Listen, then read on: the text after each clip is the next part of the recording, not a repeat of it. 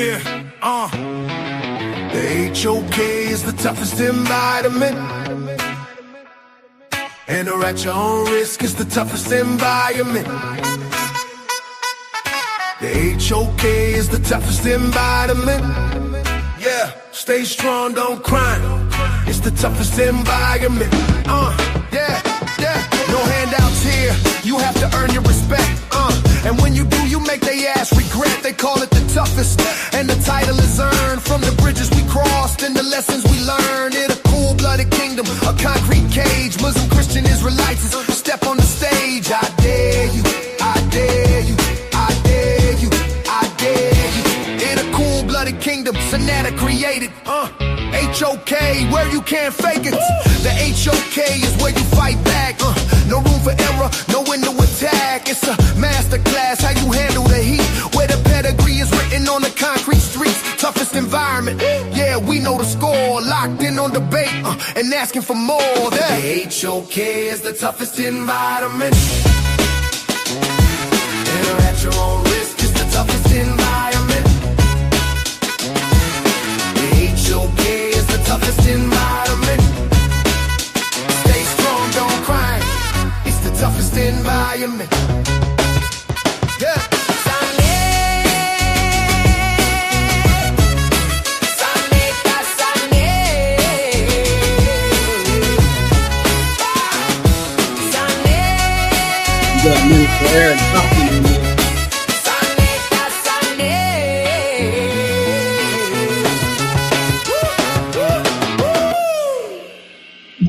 Yeah. Peace and black power. You already know what it is.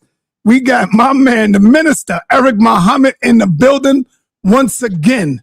And just like I put in the title, this brother always speaks his mind and his truth.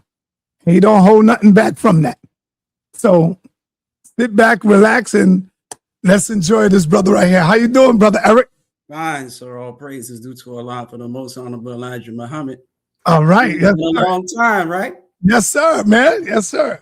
Good to see you. Still looking good, doing your thing. We know Ramadan is here. Are you practicing Ramadan today? Are you in it this month? Absolutely not. Oh. The most honorable Elijah Muhammad teaches us not to practice Ramadan with the Orthodox Muslims.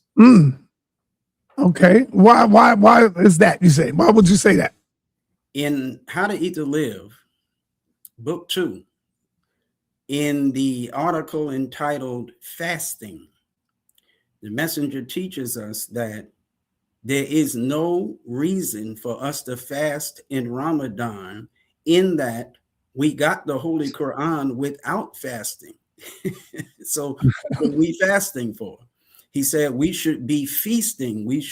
It would be more proper for us to be feasting, rejoicing for the blessing of the Holy Quran, as opposed to fasting. That's what he teaches. He teaches us to fast in December instead of Ramadan, and that Ramadan is or that the December fast, is a sign that we as Black people represent the end of the sign of Ramadan. What is the fasting in December like? Like how long you do it? A whole month? Or the how entire month, the entire 31 days we fast. And we also, unlike the Orthodox Muslim fast, where you can eat all night long and you are able to eat land animals, we don't eat any land animals during that month, and we only eat one meal a day, just like we do every other month. Wow. That's what's up. But that's what I'm talking about when you're dealing with our people and our culture.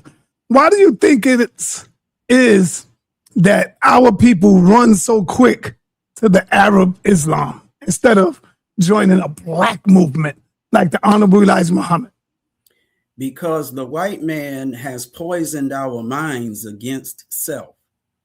And having been poisoned in our minds against self, we're always looking to be something else or someone else.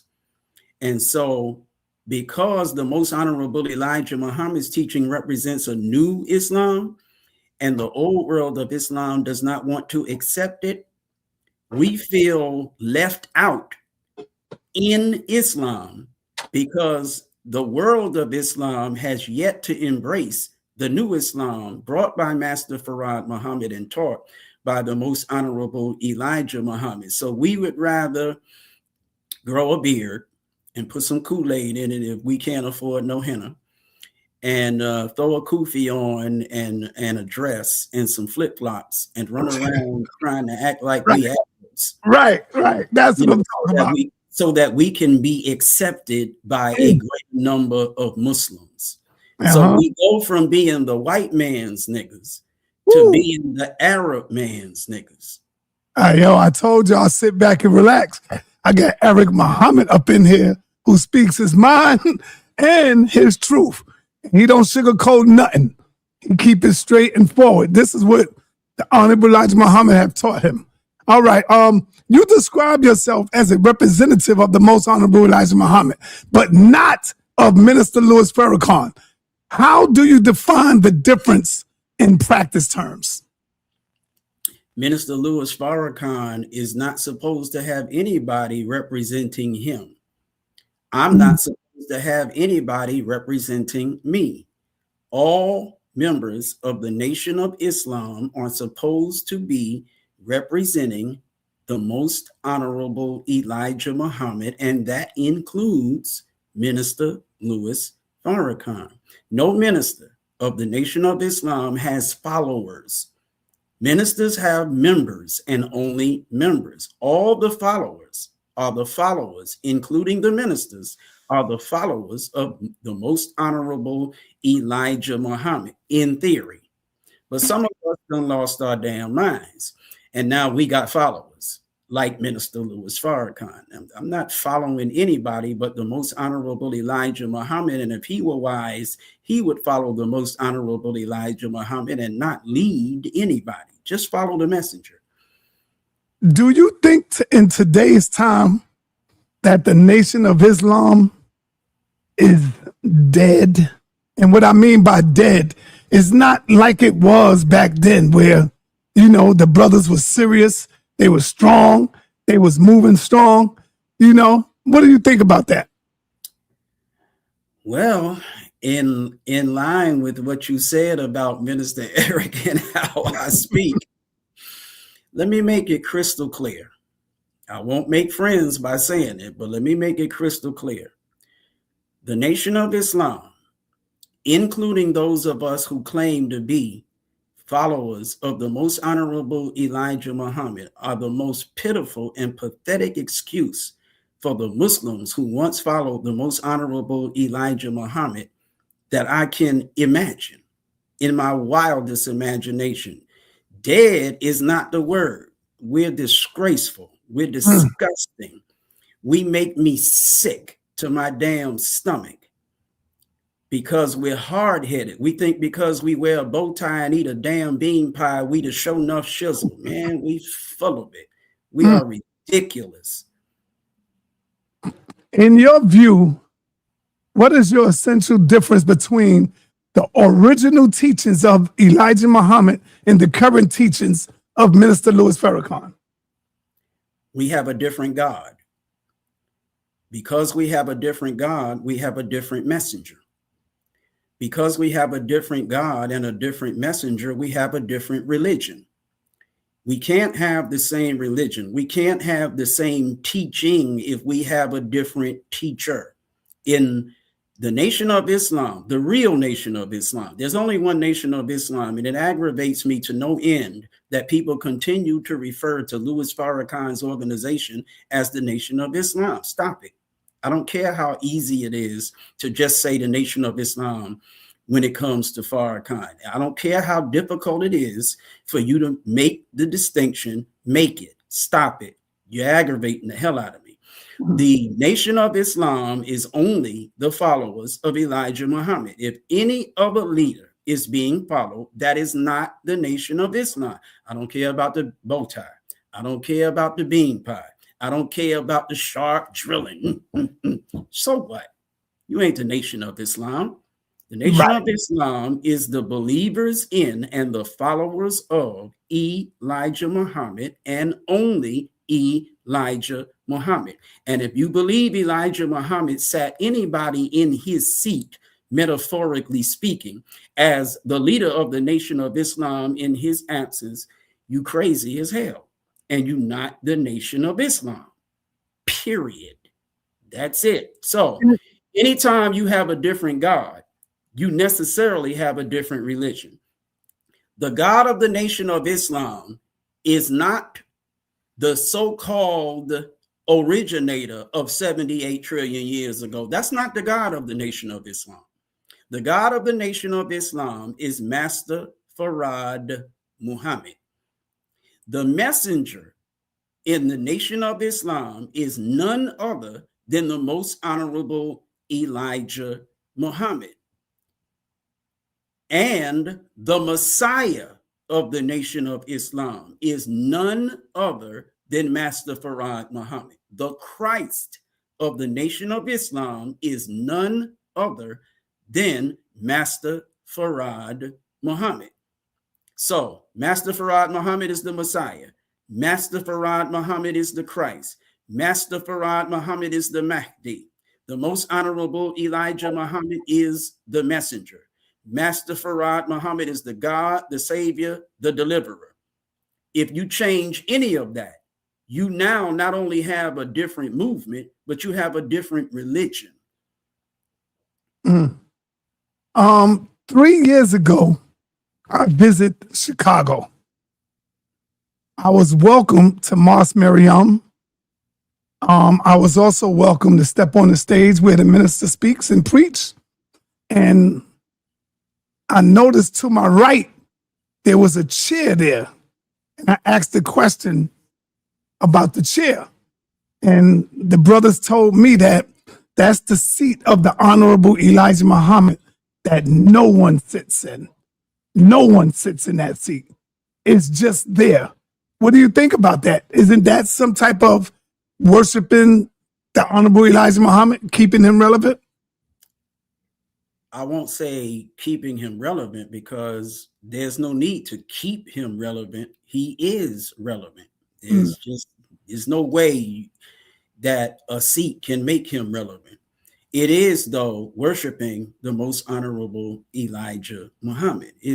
Come on, a seat has nothing to do with the messenger. A physical seat? What are you, joking? Who made the seat?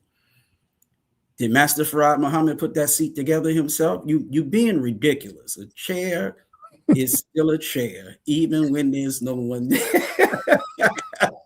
These some Luther Vandross niggas. Wow. Damn chair. Stop it. Well, I think that's honoring the messenger, in some form. The most honorable Elijah Muhammad is on the scene. And that is the chair that he uses. Mm-hmm. Of course, what are you sitting in that chair for? That's the messenger's chair. You know what I mean? Right. Even when he's here, it's not like there's some spooky talisman-like power to the chair. You're just being respectful. That's all. You wouldn't go upstairs in the messenger's house and get in his bed. So what you going on the messenger stage and sitting in his chair for? Right. Have some respect. Right. The messenger's not here. Mm-hmm. Some of us believe he's dead. What in the world you leaving a chair there? You acting like a damn Jew. Having an empty table, a place set at the table like it's Seder or something. Stop playing. Get ready for your poll of the day. I'm not quite sure how to help you with that. Okay. You have always had respect for Dr. Khalid Abdul Muhammad, who was forced out of the NOI after the King College speech and later became the leader figure in the new Black Panther Party. What, in your view, did Khalid get right? And what, if anything, did he get wrong? Well, let me say this, and this is not necessarily the best representative of the most honorable Elijah Muhammad answer, but It's the personal answer. He got me right. So, I mean, anything else he got right wouldn't have made a difference if he didn't get me right. He reoriented me personally. He personally reoriented me to the teaching of the Most Honorable Elijah Muhammad. I was getting Quran crazy. Yeah. I was getting Quran crazy. Minister Louis Farrakhan changed the course of study of his movement from the messenger's teaching to the Holy Quran. And I was getting Quran crazy. I was reading the Holy Quran at least once a year, sometimes 2 and 3 times a year. You know, I was getting real nice with that Quran. And like I tell the story all the time, Brother Khaled called me up one night because he didn't have his message to the black man wherever he was. And he wanted me to go into the message to the black man to find something that he knew was in it. He wanted to know the page number, the paragraph number. You know how Brother Khaled was. Yeah. You worked with him. Mm-hmm. And I told him I didn't have my message to the black man. And he got all in my case. You know, Khaled. That's right. Went up one side of my behind and down the other. What do you mean, brother? You don't have the message to the black man. What do you mean? I mean, he taught me a new one. And I, in my rebellious mind, was thinking, first of all, it's like 3 o'clock in the morning. You done called me and woke me up out of my sleep.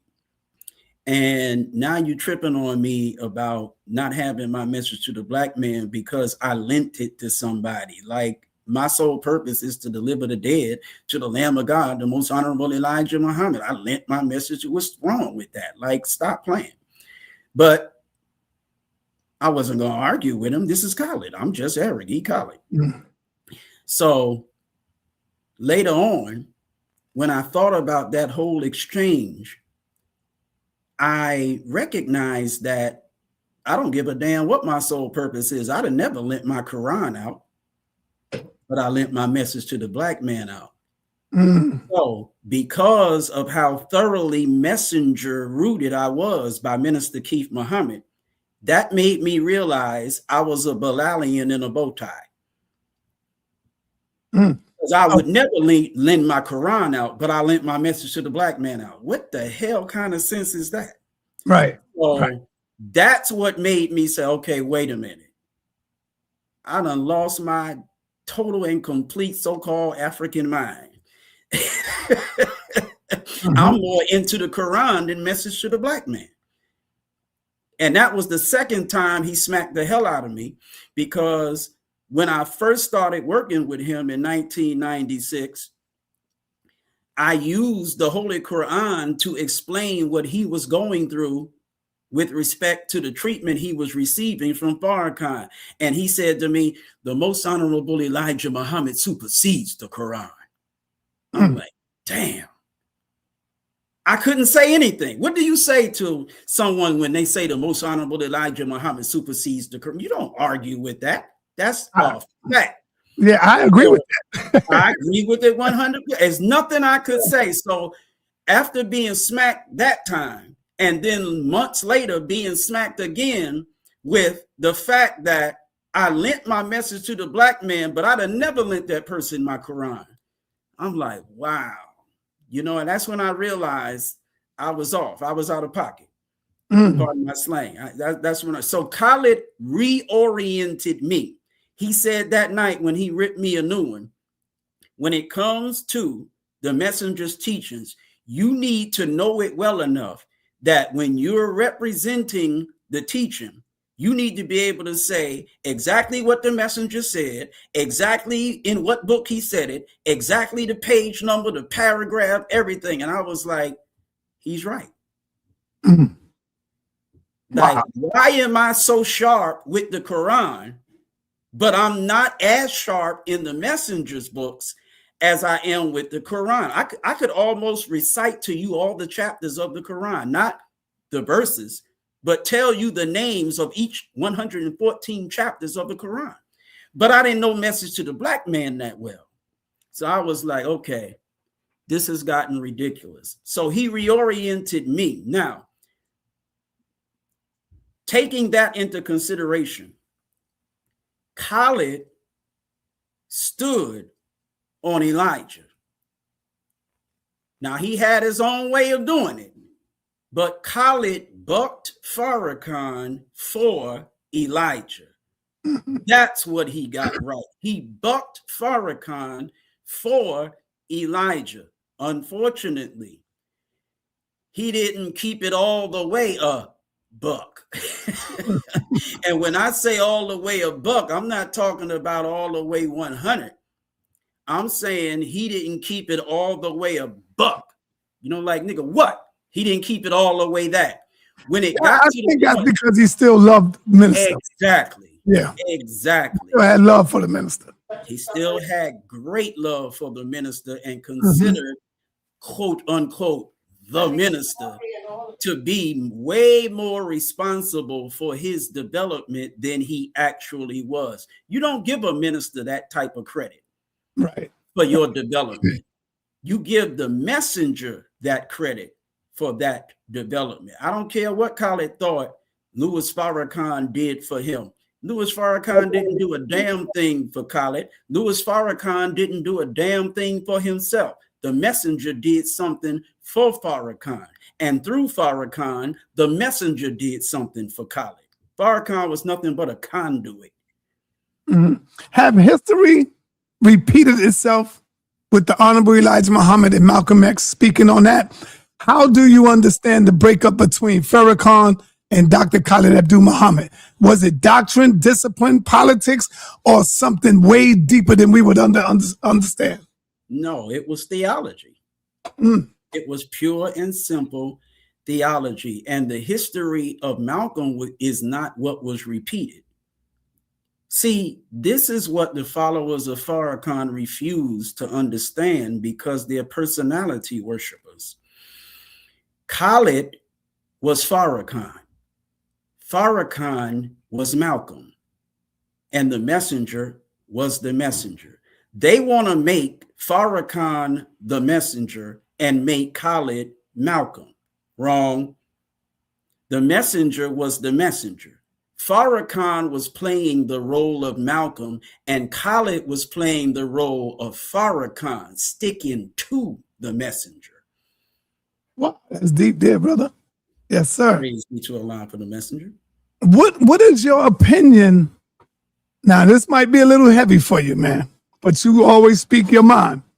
What is your opinion of Malcolm X? Because I remember Khalid going in a little bit on Malcolm X when he came back talking about, you know, it proves that if we follow the teachings of these, I'm paraphrasing, if we follow the teachings of the Arabs and we believe in this book, we can all get together. You got eyes blue as a blue and we all drink out of the same cup. Khalid came out furious. He said, I've been to Mecca goddamn 5 or 6 times. And it was Go ahead. he said the racism was so thick in the air, you can cut it with a knife. He said, I don't know what the hell Malcolm saw, but God damn it, I know what I saw. Go ahead. What's your opinion on that, man? My opinion is his opinion. My opinion, and I hate to say my opinion, it's just what it is. The facts. Malcolm went to Mecca, tripped over a camel, bust his head on the black stone, and lost his damn mind. Now all of a sudden, a white man can be our brother? Stop it. Malcolm was hurt. Malcolm was in his feelings. When you get in your feelings, facts take a back seat. Malcolm was in his feelings. Malcolm was suffering sufficiently in the Nation of Islam from the, I don't know what word I want to use, but I'll just say the envy, the jealousy, the nitpicking, the fault finding, the nigger. He was suffering from that. And I'm talking about in terms of how he was being handled. You know, he was the chief mouthpiece.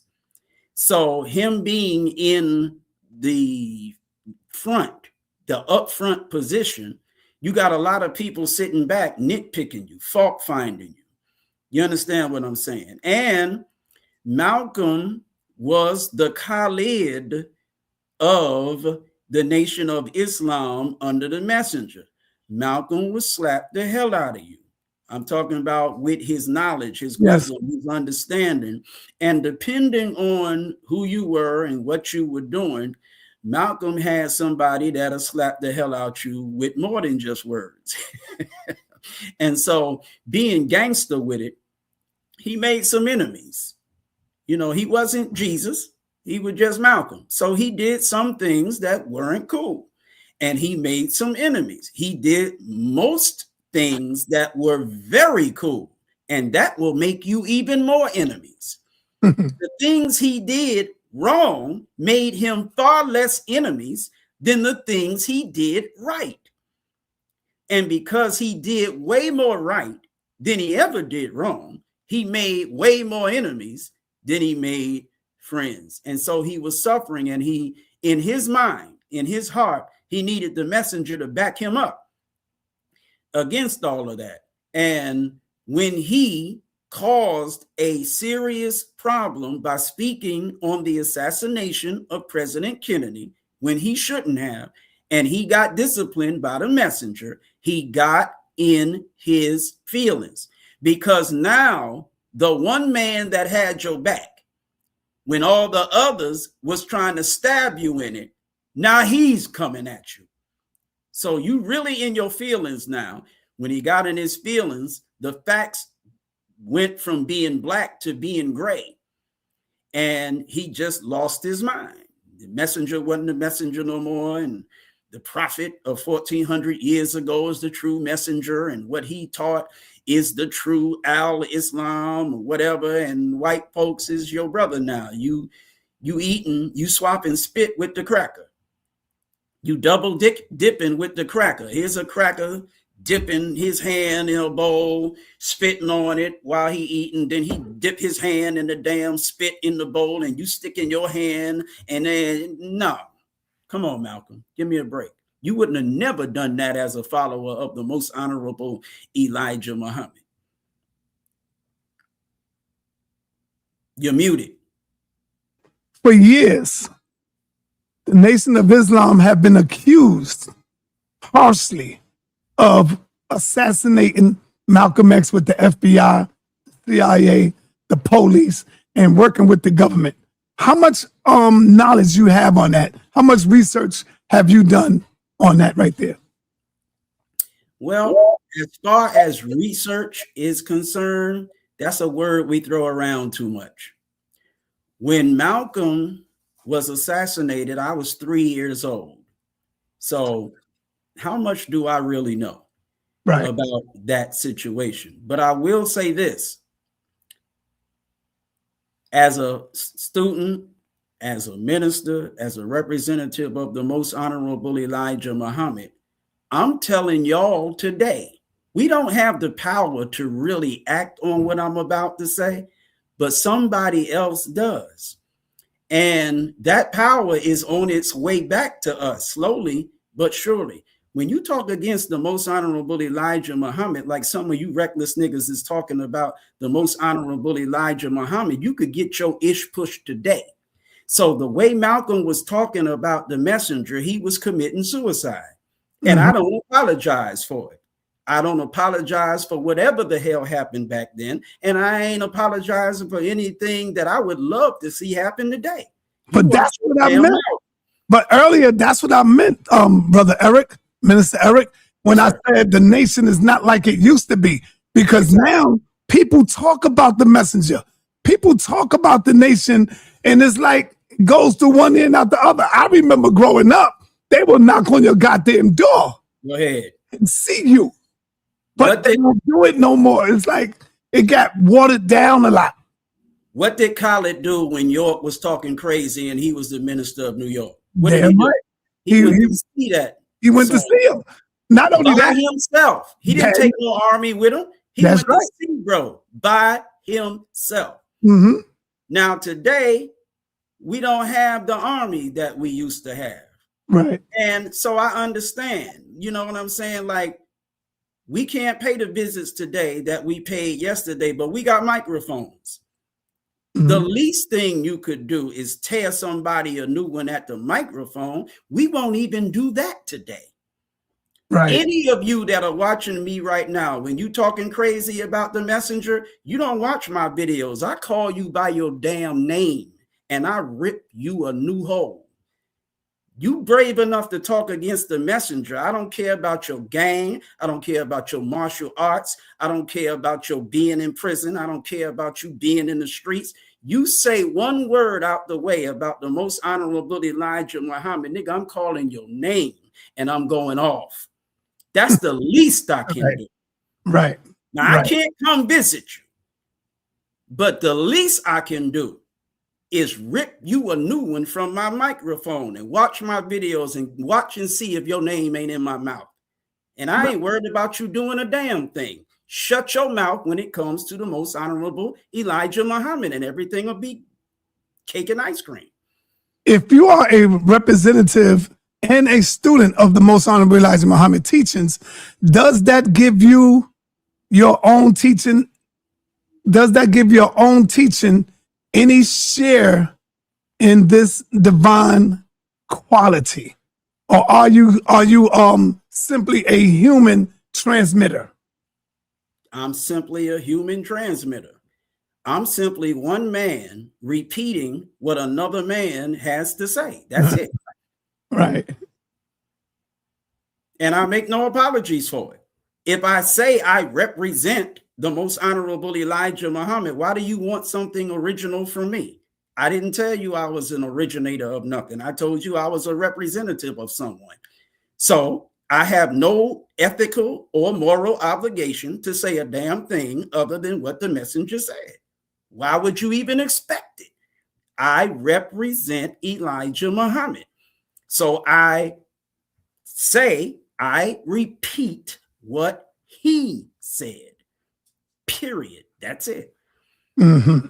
Where do you draw the line between respect for leadership and the danger of defying human beings in a way that conflicts with pure monotheism? There is one human being that there is no danger in deifying, and that one human being is Master Wallace Farad Muhammad. Now, when you deal with any other human being, the way that it is only proper to deal with him, that's when you start getting in trouble. Because God is a man. And when I say a man, I mean there are 5 men on the face of the planet Earth. You have the black man, you have the brown man, you have the red man, you have the yellow man, you have the white man. God is one of those 5. The one of those 5 that God is the black man. The 5%ers have that 100% right and 100% exact. But there is always one black man who excels all the other black men. And that black man is the supreme above all. He has more knowledge than everybody else. He has more wisdom than everybody else. He has a greater understanding than everybody else. He possesses more power than everybody else. That black man today is Master Farad Muhammad. And the reason we don't consider him black is because his mother was white. But we're such hypocrites because there are many of us who have children by some white chick. And you consider your children black. But when it comes to Master Farad Muhammad, you want to play these silly games. Stop playing. Good point. Good point. Good point. The black man is God. But Master Farad Muhammad is supreme in knowledge, wisdom, understanding, and power over all the other gods. He's the God of gods. He's the Lord of lords. He's the King of kings. That's Farad Muhammad. Do you remember Captain Tazariak? Yes, I do.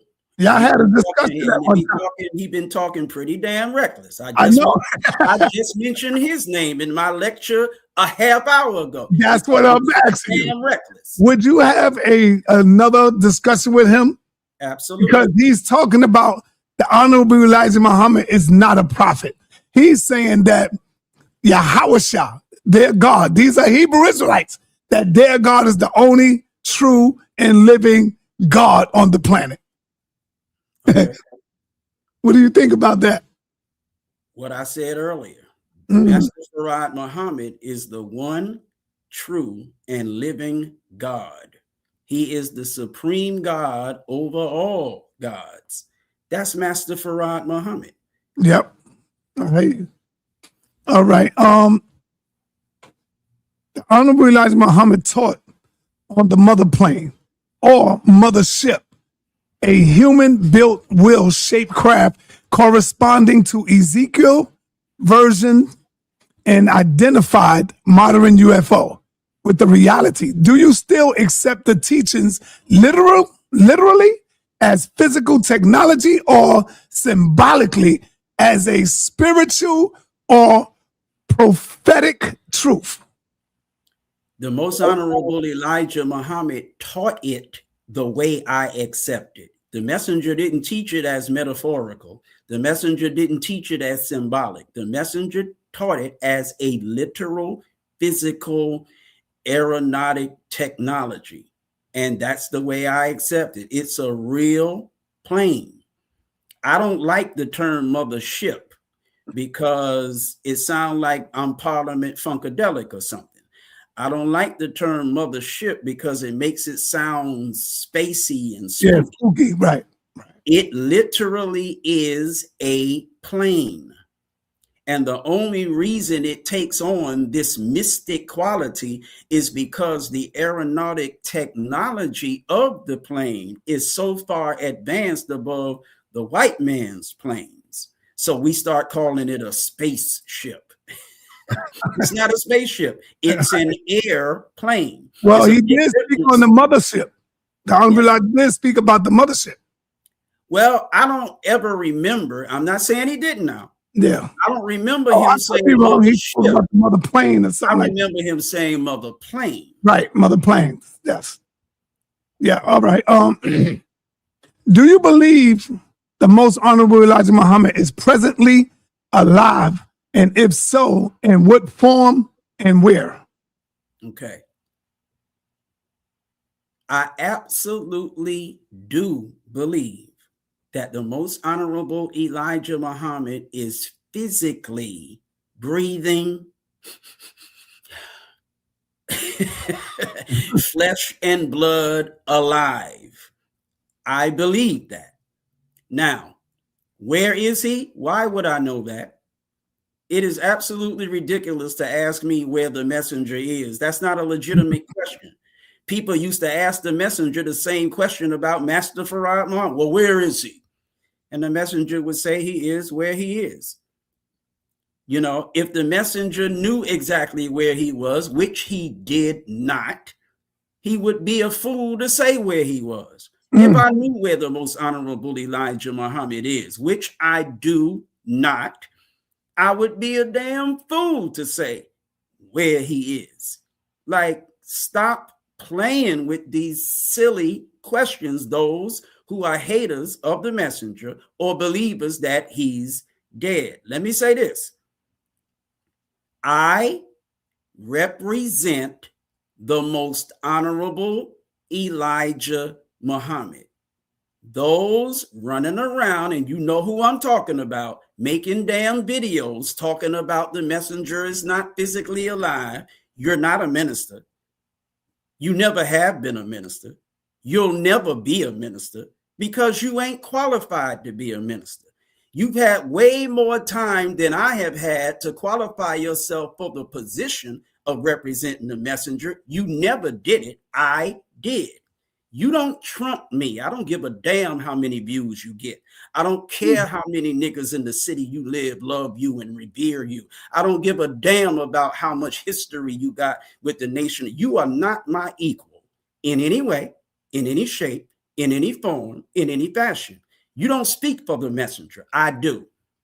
I'm qualified to speak for the messenger. You're not, period. Now, let me prove it to you.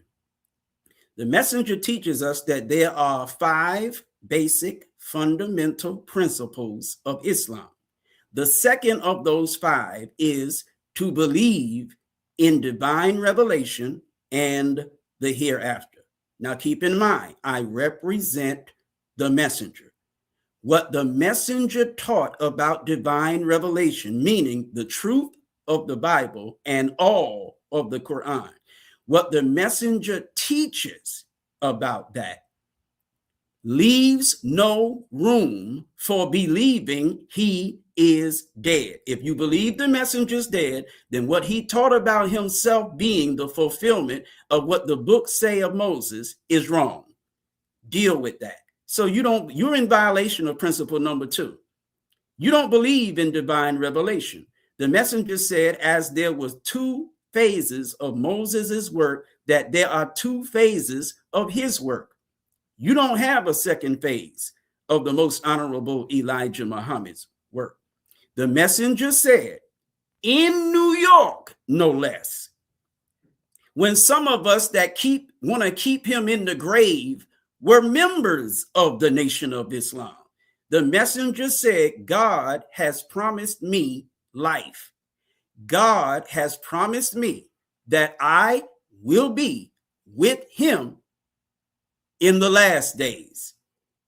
Now you sitting up in there listening to the messenger saying this, and then you're going to say he dead.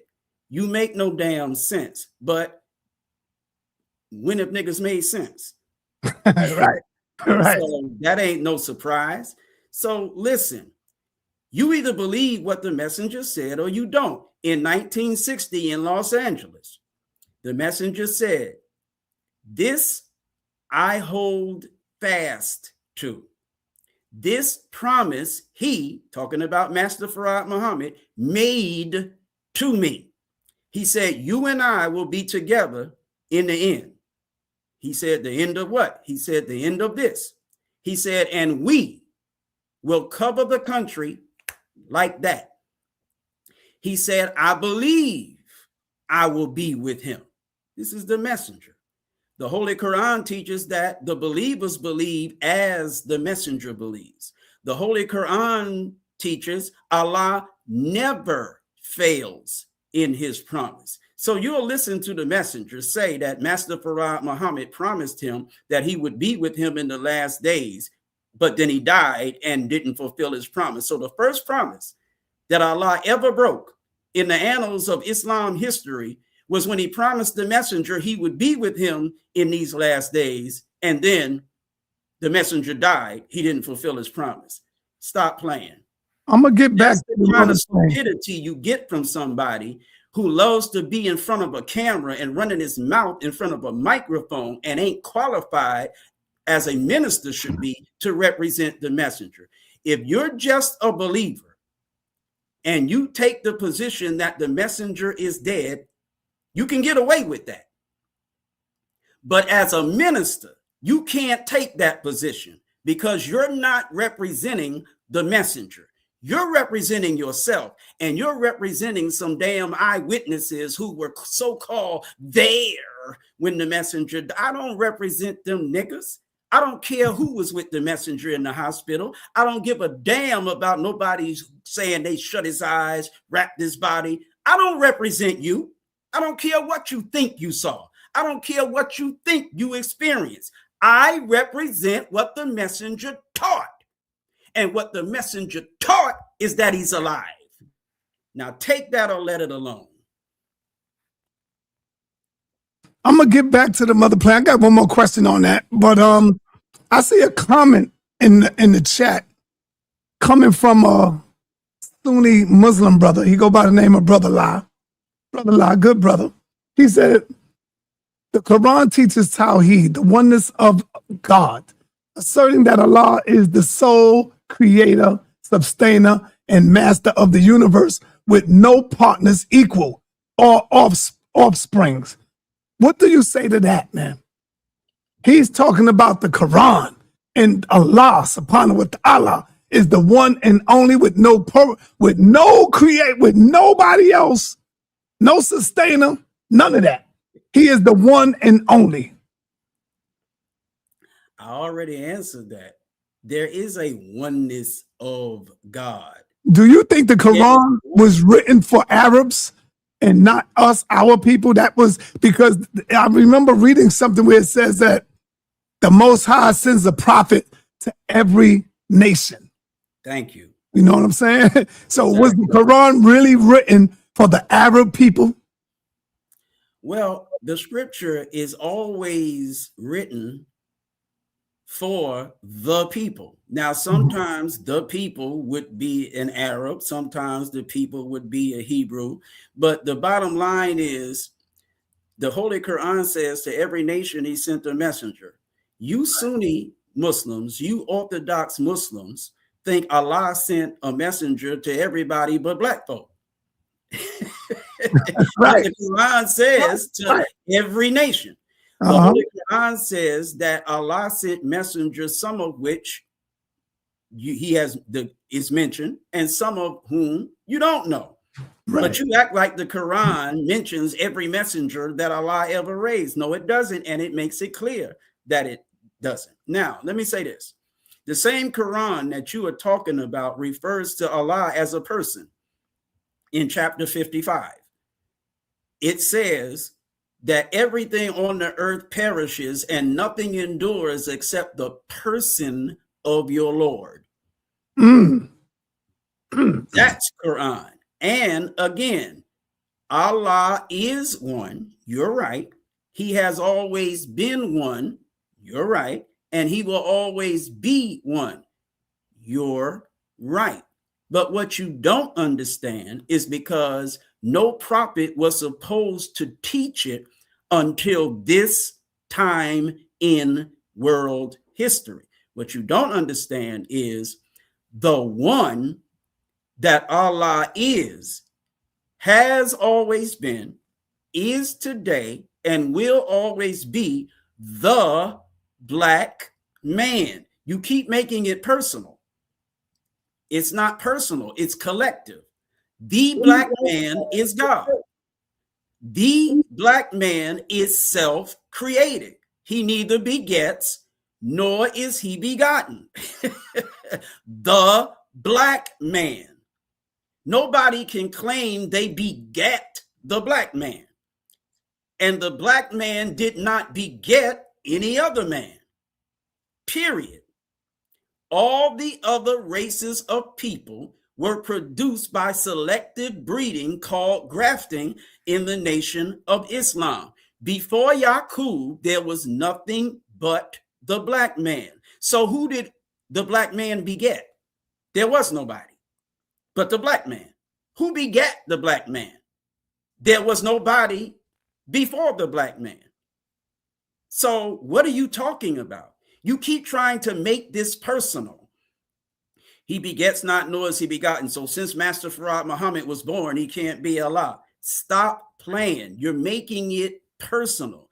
You're making it individual. It's collective. The black man fits what the Quran says about the oneness of God, about how he neither begets nor is he begotten. And you can't say the black man begat the brown man, or he begat the yellow man, or that he begat the white man. The brown race, the yellow race, and the white race were grafted from us.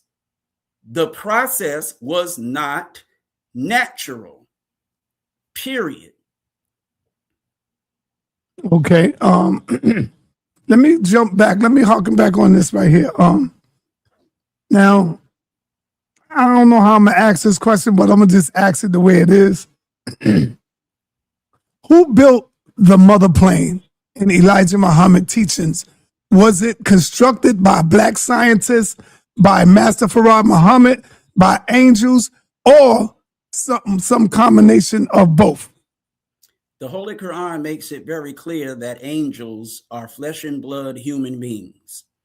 Lot saw angels, physically saw angels, and the sissies that Lot was preaching against physically saw angels. They wanted to have sex with the angels, according to the Holy Quran. So I don't know what this silly Sunni idea is that angels are some spirit beings. Lot saw them, physically saw them.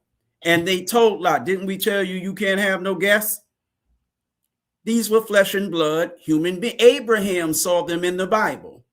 Abraham physically saw angels and physically saw God.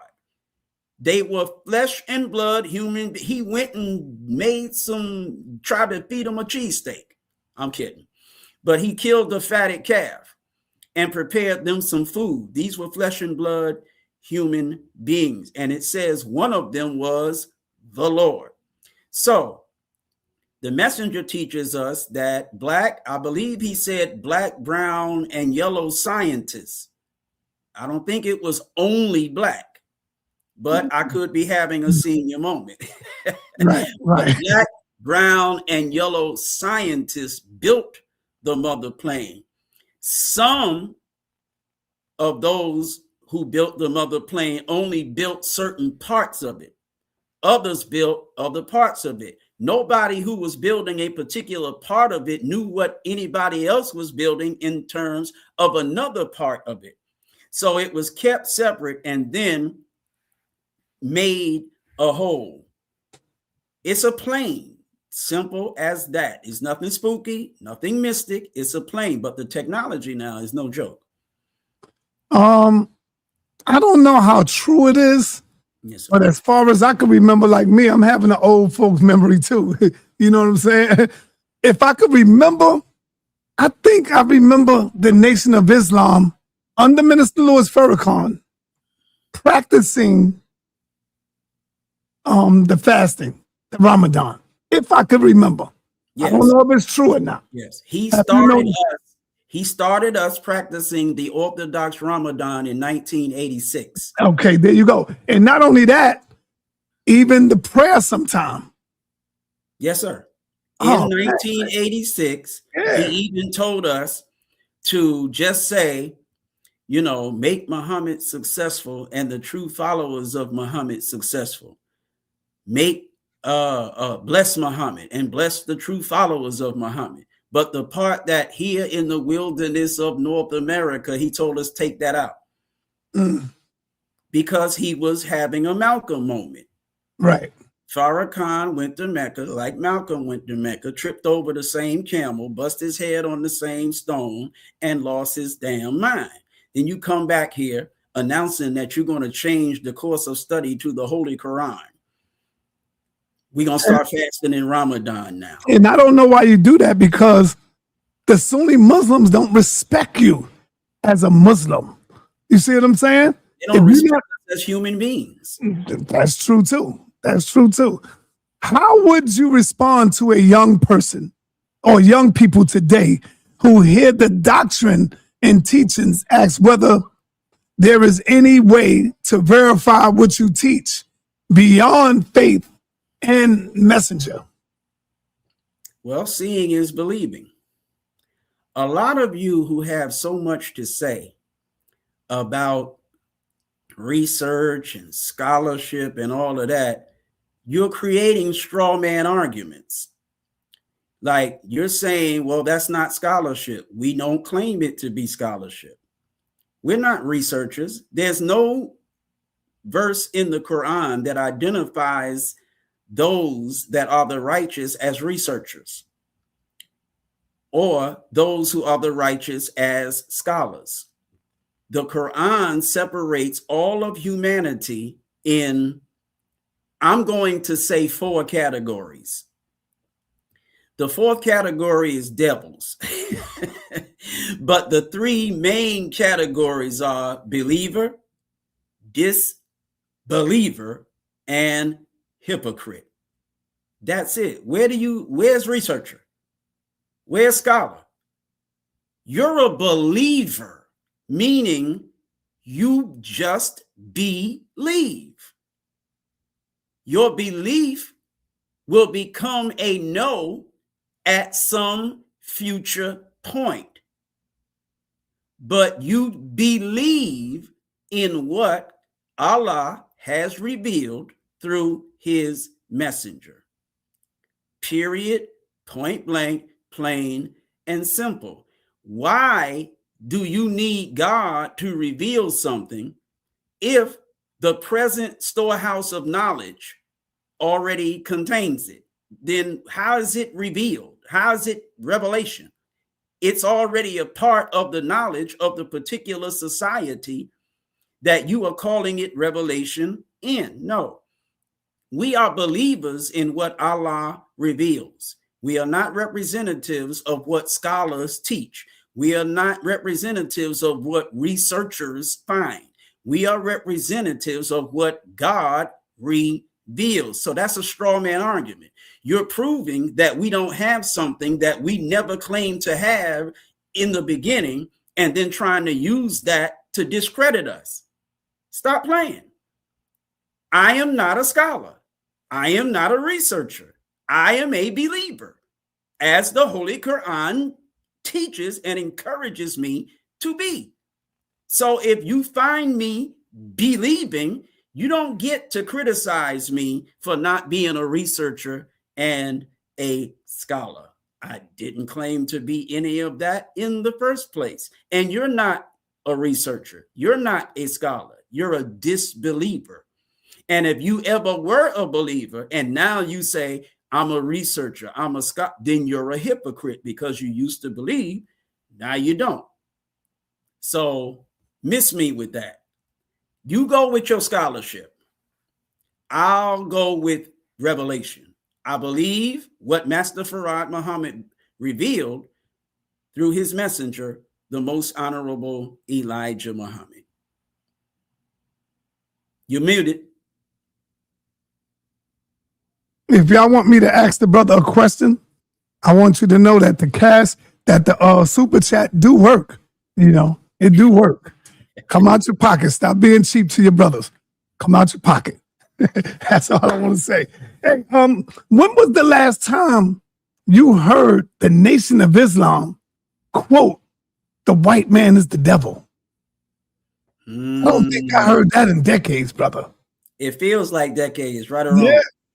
Yeah. But you still got the Nation of Gods out there who would say it them every day, who don't sleep on that. And I give them absolute credit for that. Yeah. You know what I mean? Absolute credit for that. When we, who used to be followers of the messenger, went Sunnis, the gods were still keeping it, black man is God. You know what I'm saying? I mean, I don't care what else they did. I don't give a damn how much weed they smoke. I don't give a damn how much they drink. Right. I don't give a damn about their habits and all of that. Whatever. When it came to the black man being God, they kept it like that. So whether they lived by the restricted laws or not, they kept the black man God, period. They kept teaching the lessons when we threw them away. That's a fact. You can get as mad as you want. You can think, oh, Minister Eric, whatever.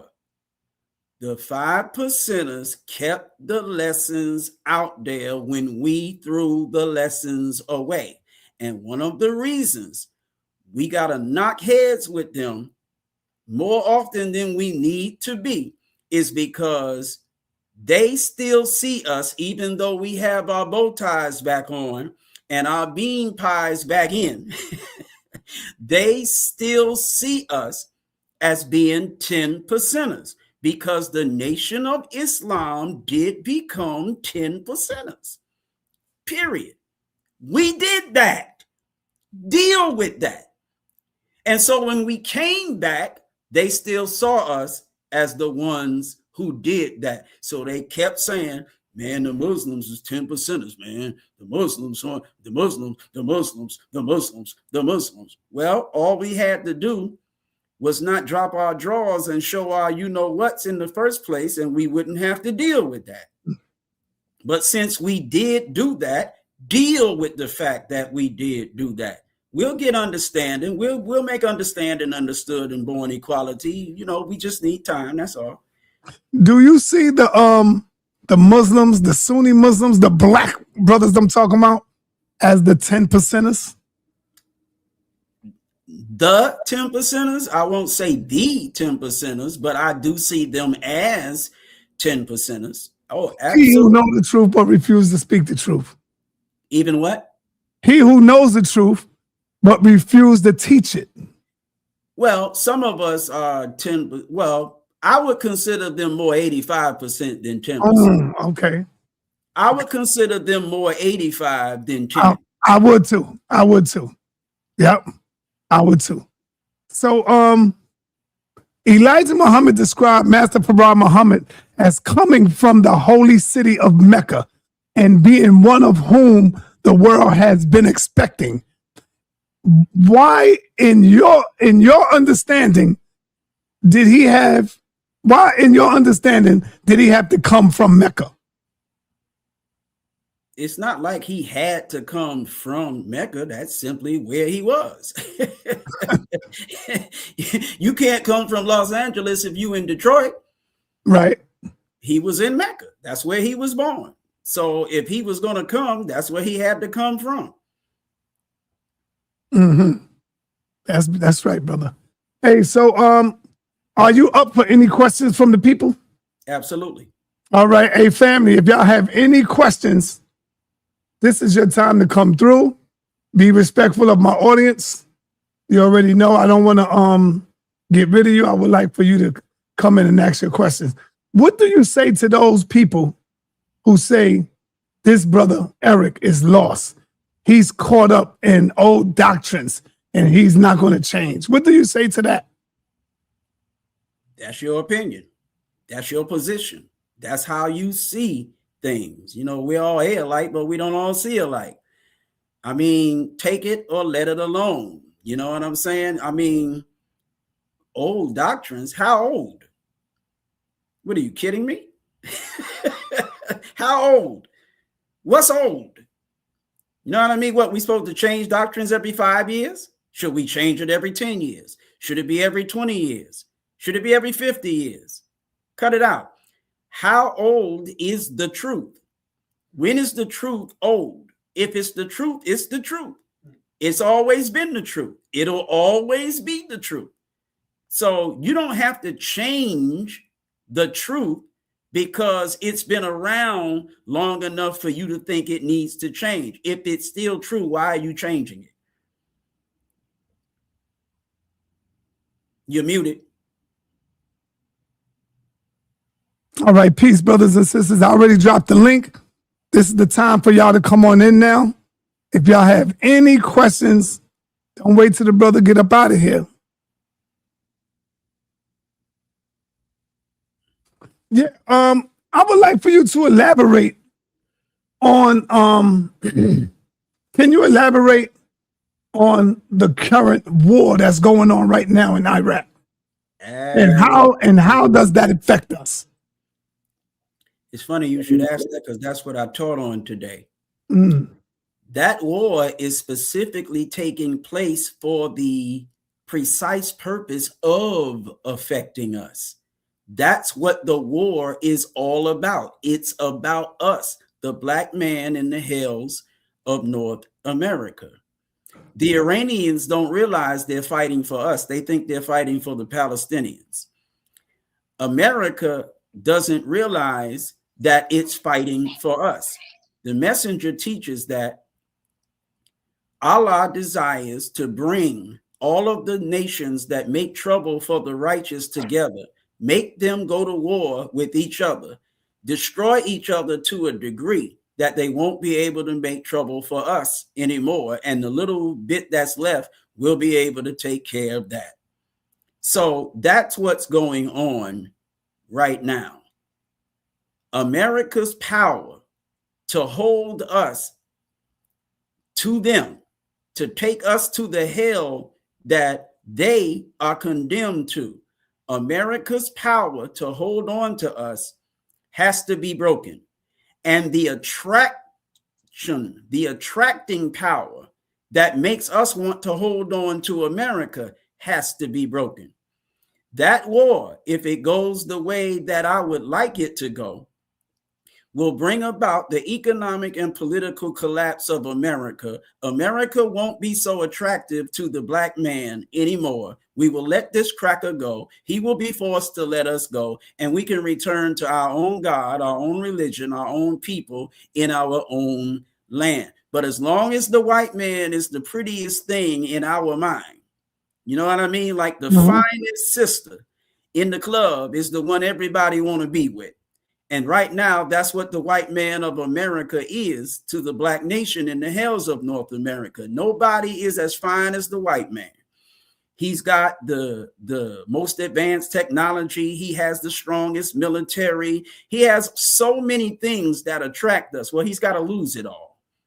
And the way that he will lose it all is that Hormuz Strait being closed long enough for the price of oil to go through the roof, which will cause the economy of the white man to totally and completely collapse, which will bring about the subsequent political collapse of this country. White folks won't be so attractive no more. When gas is $20 a gallon, the white man won't look so good to you. When his economy grinds to a halt, he won't look so good to you. When you turn on your faucet and nothing comes out, flick the switch and nothing comes on. When you can't afford to buy any food to feed yourself, when the trucks stop rolling, when the trains stop rolling, when the planes stop flying, the white man won't be so attractive any longer. And then you will then do what the prodigal son says in the Bible. You will start looking back to your father's house. And that's when everything will start getting better for us. All right, beautiful. Brother Ashe, peace to you, brother. Do you have a question for the minister? Yeah, I got a question for him, sir. I'll say to you, brother. My question to you is, well, I gotta lead it off in statement form, but of course it's a question. You made the statement that you believe that this man is on. Okay, first of all, let me lead with this. Who's on the mother plane? I have no idea who's on the mother plane. So there was a plane constructed with no thought of attendees. No. It wasn't for any specific people. Y'all just created the plane. I didn't say nobody was on it. I said I don't know who is on it. So who was supposed to be on it then, brother? If that's a better question. What do you mean who was supposed to be on it? What was it created for, brother? To destroy the white man. And how has that gone so far? It hasn't gone so far. The bombs haven't dropped yet. And because my grandfather is a minister here in Grand Rapids, Michigan, and if I remember the teachers correctly, the mother plane, I believe once a year, twice a year, it shoots a stem down into the planet Earth, and it takes some type of nutrient, if you would, from the Earth to fuel it, correct? Twice a year, it enters into the Earth's atmosphere to take on oxygen. No further questions. That's why it's been seen so many times. Yeah. So it's outside of the Earth's atmosphere regularly. So it is a spaceship. No, it's not a spaceship. Is a satellite a spaceship? The white man has. It's a form of spaceship. Yes, it's not a ship. A satellite is not a spaceship because nobody is on it. But you're giving the thought that somebody is on this thing. They're in it. So therefore, it is a ship because people are on it. There are attendees. That makes a ship, brother. No, sir. It's a plane. Now, if you want to take it as a ship because it's outside of the atmosphere, that's your business.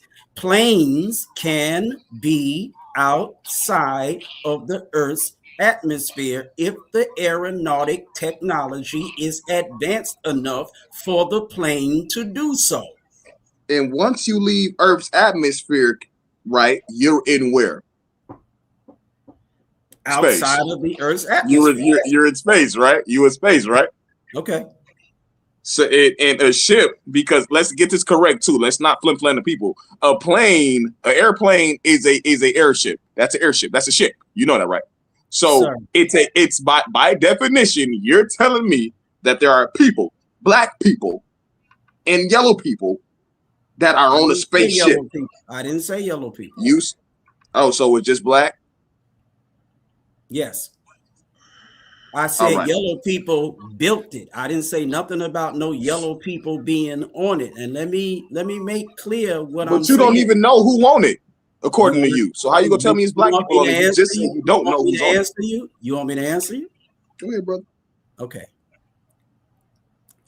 What you know about planes is from the white man. That's what you know about planes. You know about planes what you know from the white man. The most sophisticated planes are those that the white man has. You don't know any planes that anybody other than the white man has that are more technologically advanced than the planes the white man has. So you're going to stand there or sit there and tell me what a plane is once it's outside of the Earth's atmosphere, but you are using what you know from the white man. I'm telling you that the black man has planes. You, me, we, us, the black man has planes that can exit the atmosphere of the Earth because they are technologically advanced enough to do so. That doesn't change them from planes into ships. Because the white man's planes can't do it doesn't mean the black man's planes can't. We've been here for millions and millions of years longer than the white man. The white man ain't the first man to make a plane, and he ain't the best man to make a plane. We are that. You don't have to accept what I say. And I don't have to stop believing what I say because you don't accept it. I just don't care.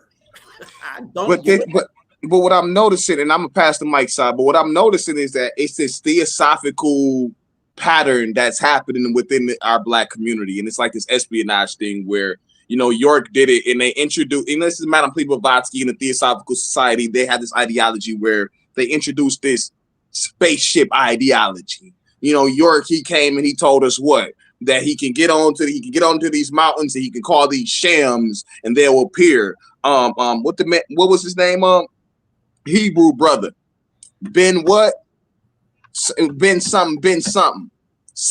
He said the same thing. He could get the ships to appear. So here comes the Nation of Islam, and you're perpetuating, which is crazy in 2026. Talking about we should also subscribe to this spacecraft ideology, and that there's a man. And you also stated that there's a 100-year-old man, over 100 years old now, somewhere sustaining in a mysterious place. He has this big group behind him of these advanced men capable of creating spaceships. And he has all this power and influence, but he's just letting the world go to crap and he's doing nothing about it. And he's your prophet of God, you said? Sir, with whatever amount of respect I can say this in, let me make something clear to you. You don't know Minister Eric, but you're getting ready to learn Minister Eric right now. I'm not like these other Nation of Islam ministers. I don't give a goddamn what the hell you accept or don't accept. It ain't that important enough to me. I stand on what I stand on. You don't have to stand on it. I just don't care. I don't represent no ship. I represent a plane. I never represented what you just claimed that I represent. I represent what the most honorable Elijah Muhammad taught, that has nothing to do with Ben Nobody, has nothing to do with York, has nothing to do with anybody. What the most honorable Elijah Muhammad teaches of this plane is in Message to the Black Man. And you will see the uniqueness of it. There's no ship, it's a plane. The fact that you don't accept it, that's fine.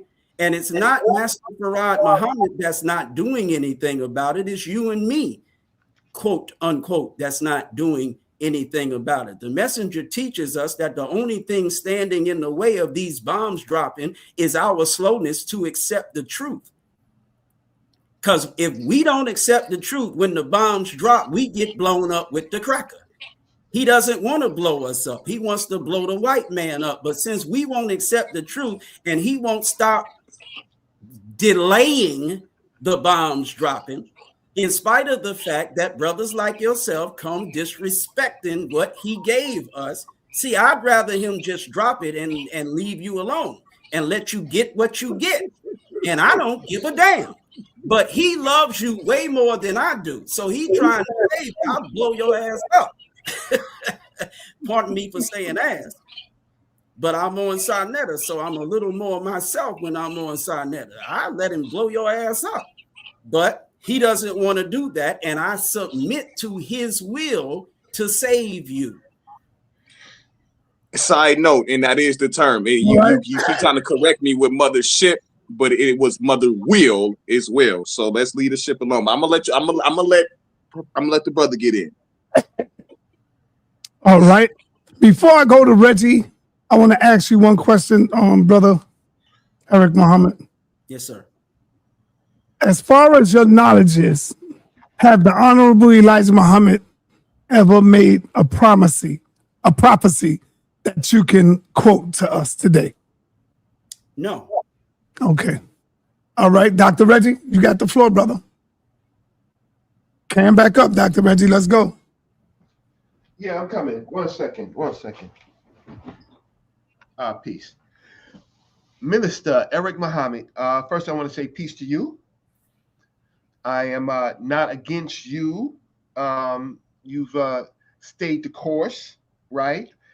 You've been through the wars. You survived. You've done good, as best as anybody in our movement could do, given the circumstance. My issue is some comments that you said about belief and research. Research tells us it helps us finding the truth. It helps us find the truth.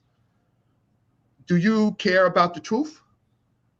Yes, but research, like you said, I would agree that research helps us find the truth, but that's only when truth needs to be found. When the truth finds you, you don't need to research. You understand what I'm saying? Like when you're looking for something, it's because you don't have it. You don't look for something that you already have. Mm-hmm. When truth finds you, you don't have to research that truth to find it. Truth found us in the person of Master Farad Muhammad. Mm-hmm. Mm-hmm. Okay. My problem with that is that the African, which is the Homo sapiens sapien, he existed and she existed without knowing an Allah, Yahweh, Jesus, Moses, right? Any of these Western religious names. We existed.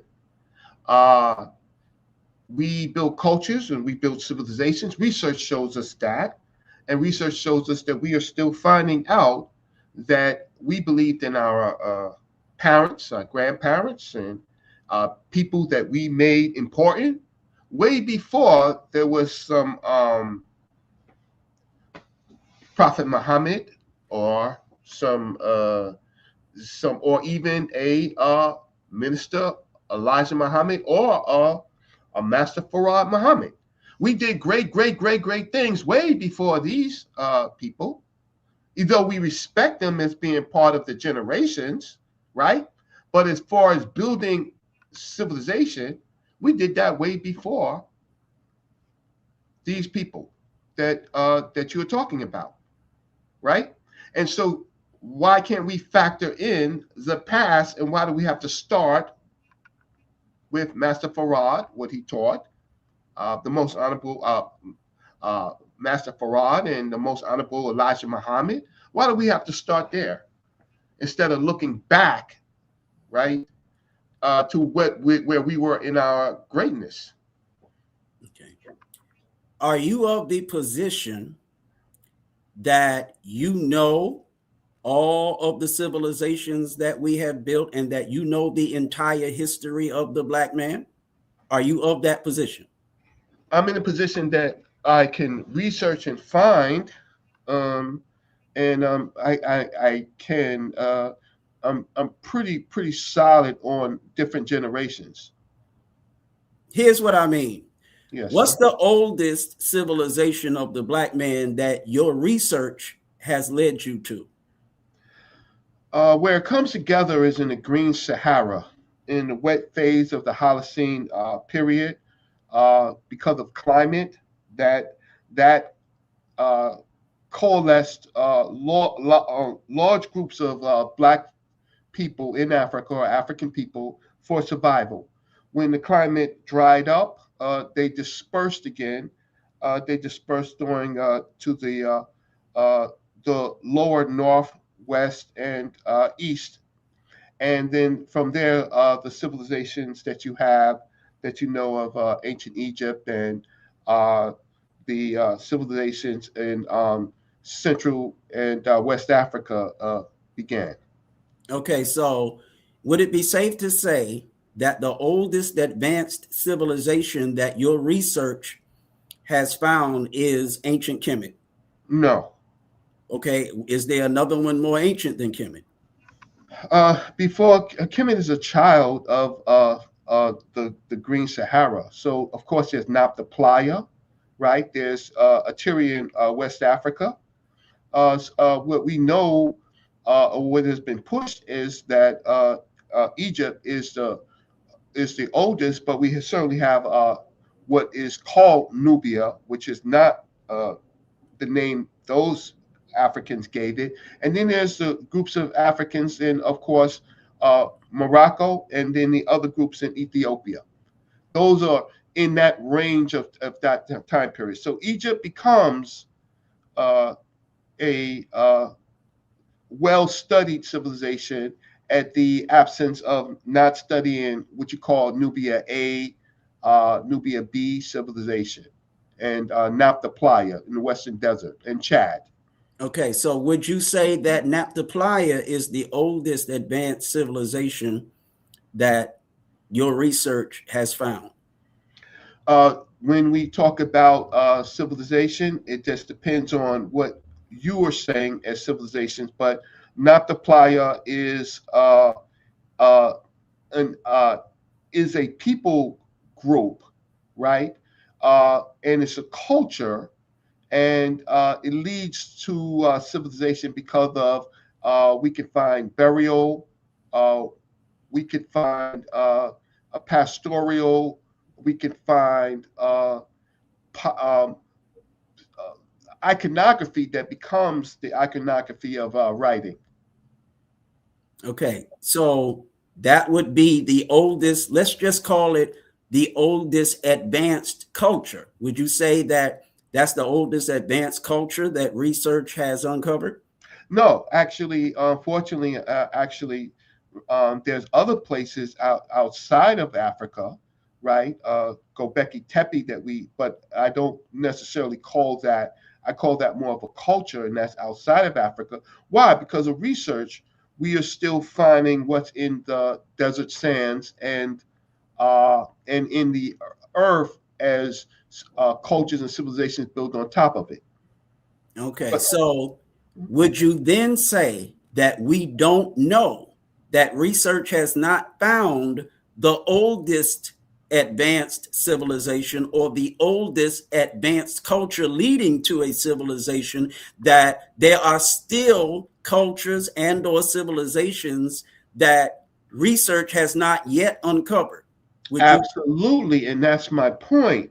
My point is that it did not start with the teachings of Master Farad Muhammad or earlier the Prophet Muhammad, right? It did not start with the Semitic groups. It started earlier only within the African continent, and then it dispersed. All right. Now, here is my position. Yes, sir. There are advanced civilizations of the black man that research has yet to uncover. Master Farad Muhammad taught us of some of those advanced civilizations and some of what those civilizations produced in the way of technology. Yes, sir.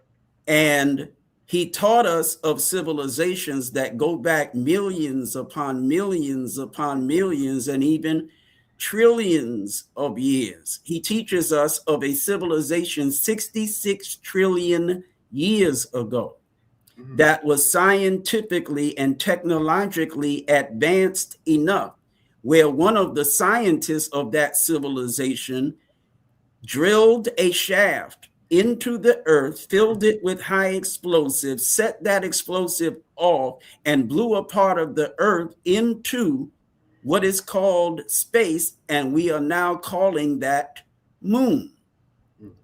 Now, to those of us with college degrees, to those of us who are researchers and or scholars, we have not, by way of our research, uncovered, quote unquote, evidence of the existence of this civilization. And so it's mystical, it's pseudo historical. However, if we would use the beautiful black brains that we have, what makes you think you're going to find something 66 trillion years old? I mean, something material that's 66 trillion years old. The process of decay, the process of what's another word for decay? Aging and, you know, material transformation, for lack of a better term. 66 trillion years is not going to yield you much to uncover. Bottom line is this: nobody is saying that what Master Farad Muhammad teaches started when he began to teach it. Master Farad Muhammad taught us history. Yeah. History. Now, it's okay with me if it's not accepted. I'm okay with that. But I accept it. And I'm going to continue to. Okay, and listen, again, I have respect for you for your stance and your articulation. But science says that the Earth is about 4.5 billion years. Who's science? Science. Science is science? Who's science? Science is what you can gather. You can gather enough facts to not falsify it. Let's be honest. Let's be honest, because I respect your education, although you might think I don't. But let's be honest. Whose research, whose scholarship, whose scientific findings date the Earth at 4.5 billion anything? Let's be honest. Who? The black man science. No, sir. That's the white man. The black man science, and I'm gonna tell you why. Because the black man, if I'm coming from you, right? We are the first, and everything else is a part of us. So any groups of people came from us. And so you might call it grafting, but if I use the same terminology, ideas if you were saying, that grafting means that even the derivatives of the people that were grafted is still us. And so we, the human beings, the Homo sapiens sapiens, are in fact, right, the creators of all of this knowledge. But the earth, according to science, which is the black man science, right, is 4.5 billion years old, and the Milky Way is 13.6 billion years. There was nothing in this Milky Way a trillion years ago. Okay, that's why I said if we would be honest. Oh, okay.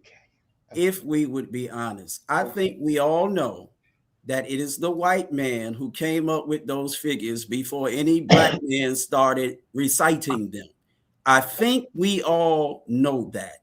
Those of us who claim to be researchers and are, those of us who claim to be scholars and are, have been educated by the white man. That's just a fact. And we know that that's a fact. But we'll say, some of us will say, science says. Science doesn't say anything. The only thing that science says is what researchers and scholars who study science find. Point blank, plain and simple. I know for an absolute fact that the white man is the first man to start talking about some 4.5 billion years as an age of the earth. I know for a fact he's the first one to come up with that. I learned that from him. I didn't learn that from no black man. I learned that from the white man. So at the end of the day, we are trying to trust this 6,000-year-old baby to tell us our history, to tell us about the age of our earth. Bottom line, brother, I believe and will stand on it till the day I die that the black man created the earth. We actually created the earth. We are the maker. We are the owner. We are the cream of this planet Earth, and we are the God of the universe. The sun comes from us. The moon comes from us. The stars come from us. Without us, nothing exists. That's how I see the black man. I don't see the black man as having to go get a shovel and find out what the hell is going on. I see the black man as having created what the shovel is digging.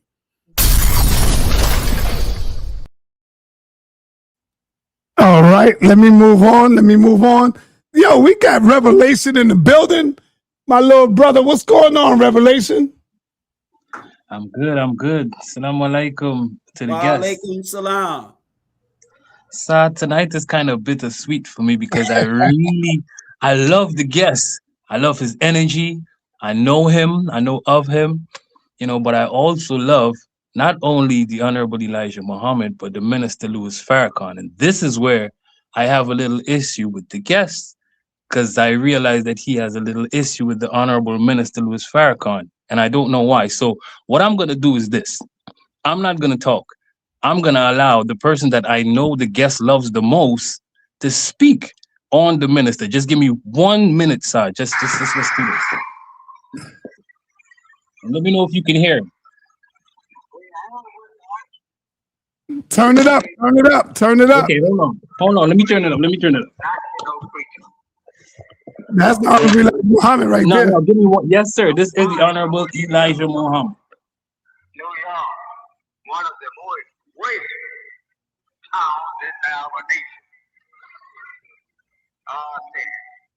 It is our brother in Detroit and Chicago, New York. But I want you to remember, every week he's on the air, help me to reach those people that I can't get out of my house and go reach, like you. I want you to pay good attention to this preaching.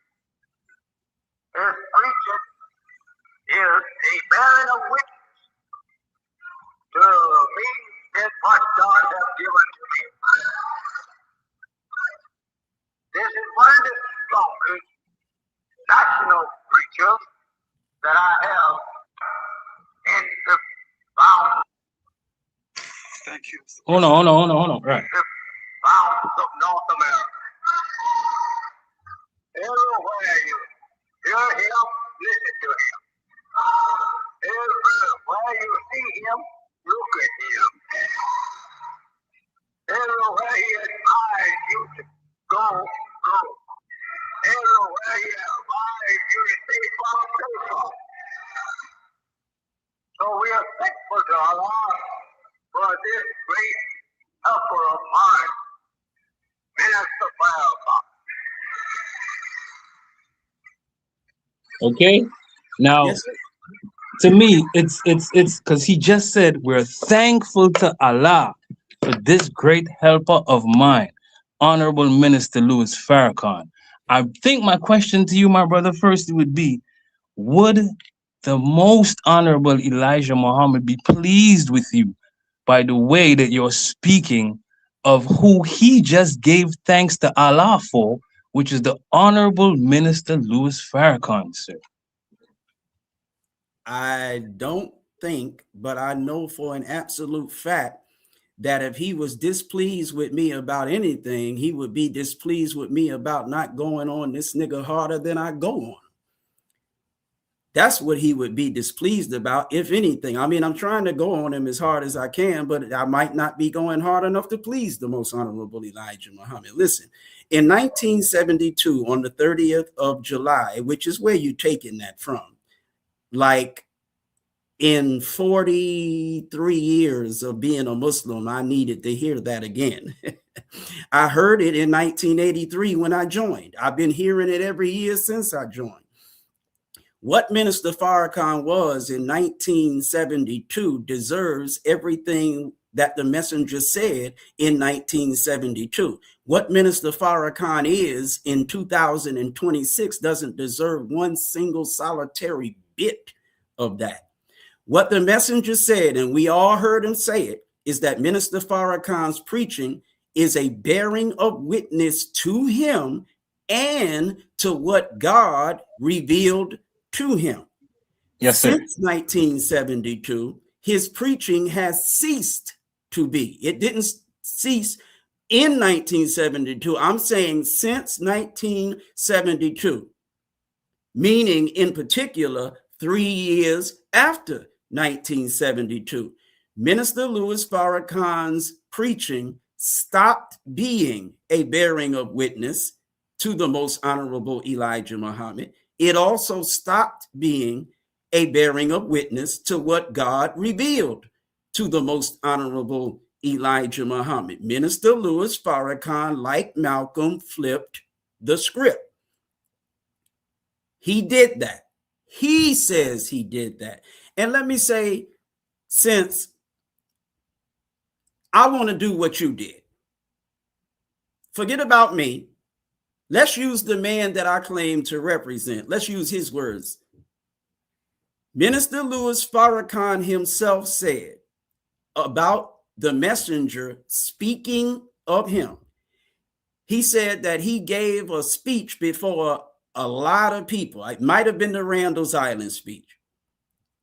And after this particular speech, if it was the Randall's Island, if it's not, it was some other speech, but a lot of people was at this speech. The messenger said to him, according to Farrakhan now, so this is not me making anything up on him. The messenger said, you're becoming pretty popular. He said, that's good. So when you turn hypocrite on me, everyone will see you. Why is it that those who try to use July 30, 1972 act like that statement that I just repeated, that Minister Louis Farrakhan himself bears witness to? Why don't we ever use that statement? The messenger said Farrakhan was going to turn hypocrite on him.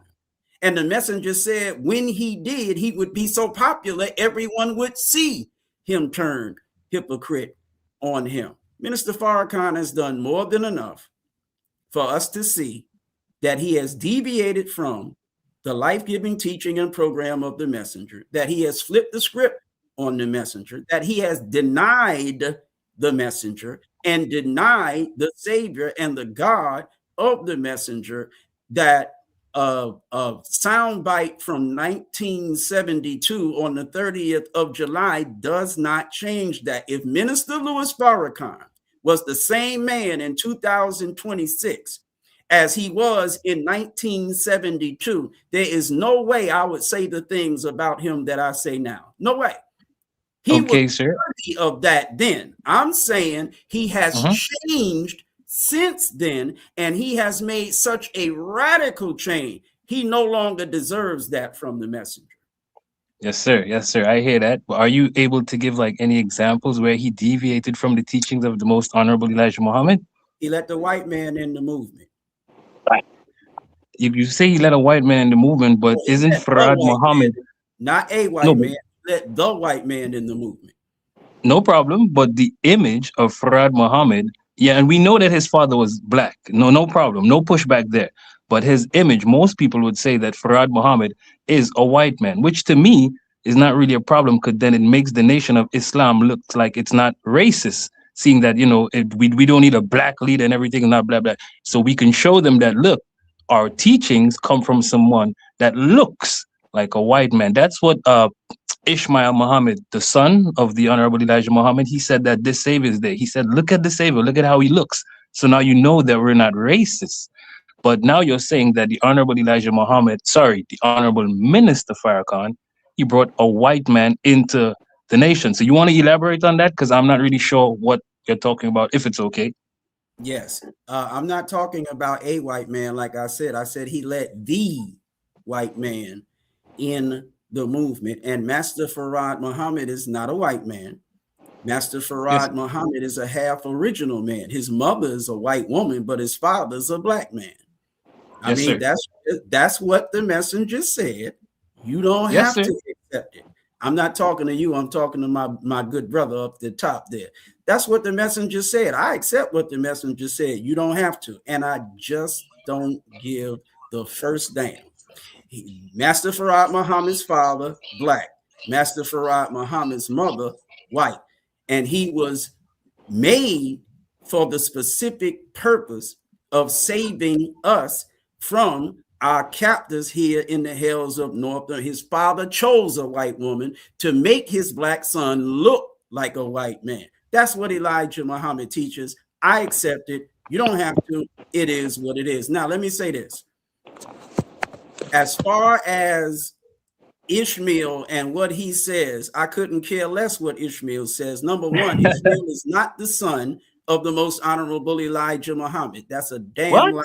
Elijah Muhammad, like I said, I didn't stutter. Ishmael is not the son of the most honorable Elijah Muhammad. His brother Rasul was not the son of the most honorable Elijah Muhammad. His mother, Tainetta Dinar, not Tainetta Muhammad. The messenger didn't call her Muhammad. The messenger called her Dinar, was not his wife.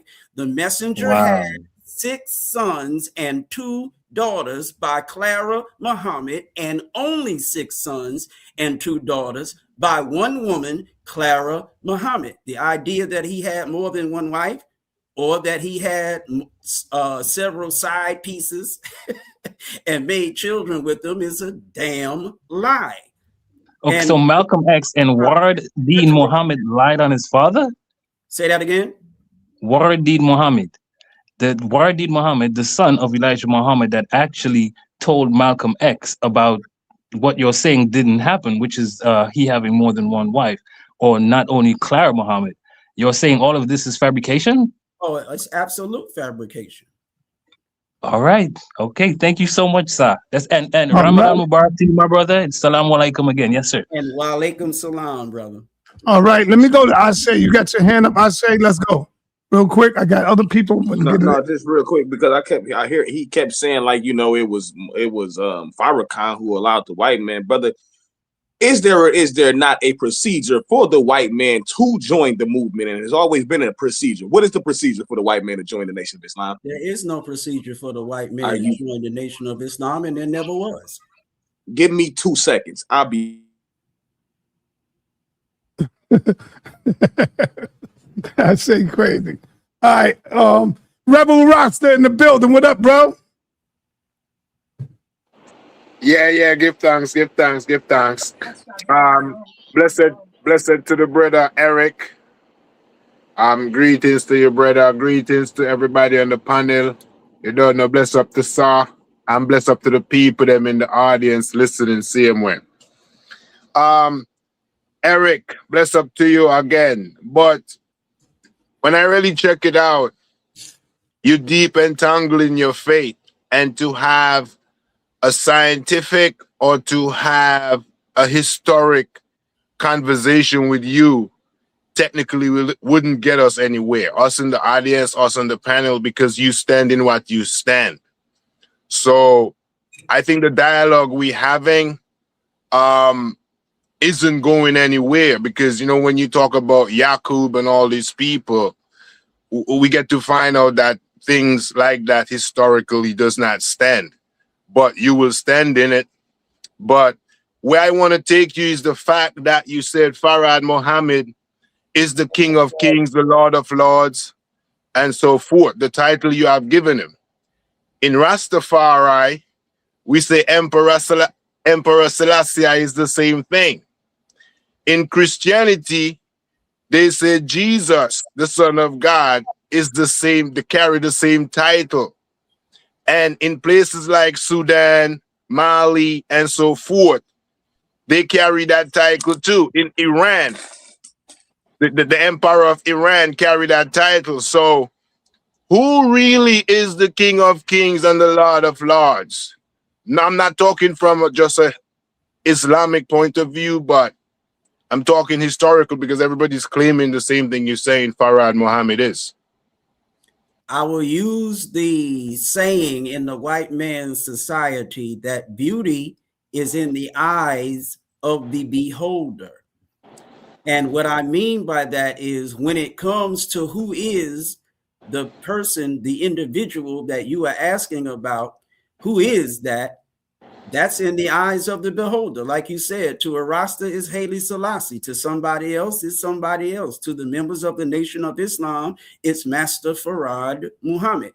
And I think that you did a very good job of opening with respect to your particular statement. You said that with respect to, you know, I think you said history, you said science and everything like that. Again, I think you did a good job of painting the picture. I am not scientist Eric Muhammad. I'm Minister Eric Muhammad. Minister Eric Muhammad means I represent Elijah Muhammad. Point blank, plain and simple. If I start teaching what anyone else calls science instead of what the most honorable Elijah Muhammad teaches, I'm not representing Elijah Muhammad. So even if you like what I'm saying, I am a fraud, brother, because I'm claiming to represent a man and I'm not representing that man. I am instead representing what you agree with, what you accept, and what you condone. I represent the most honorable Elijah Muhammad. I don't lie to you. I don't play no games with you. You will find what I'm saying coming from the mouth and coming from the pen of the most honorable Elijah Muhammad. And when I start adding things to it, taking things from it based on research, science, whatever, it might be something that you believe to be more substantial, but it's not representative of the man I lied to you and said I represent. Yes, sir. When do you separate? Because I see you as Eric Muhammad, and I see Elijah Muhammad as his being.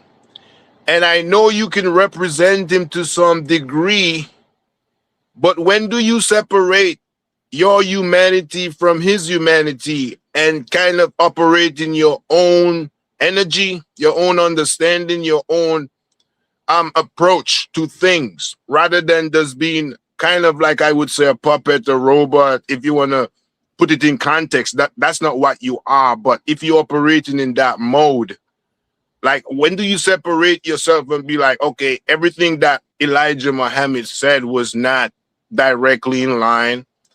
Just like you said, he's a prophet, but there's no prophecy. So when do you kind of, differentiate yourself, Eric, from Elijah Muhammad and have a moral, have ethics of your own versus what he represents?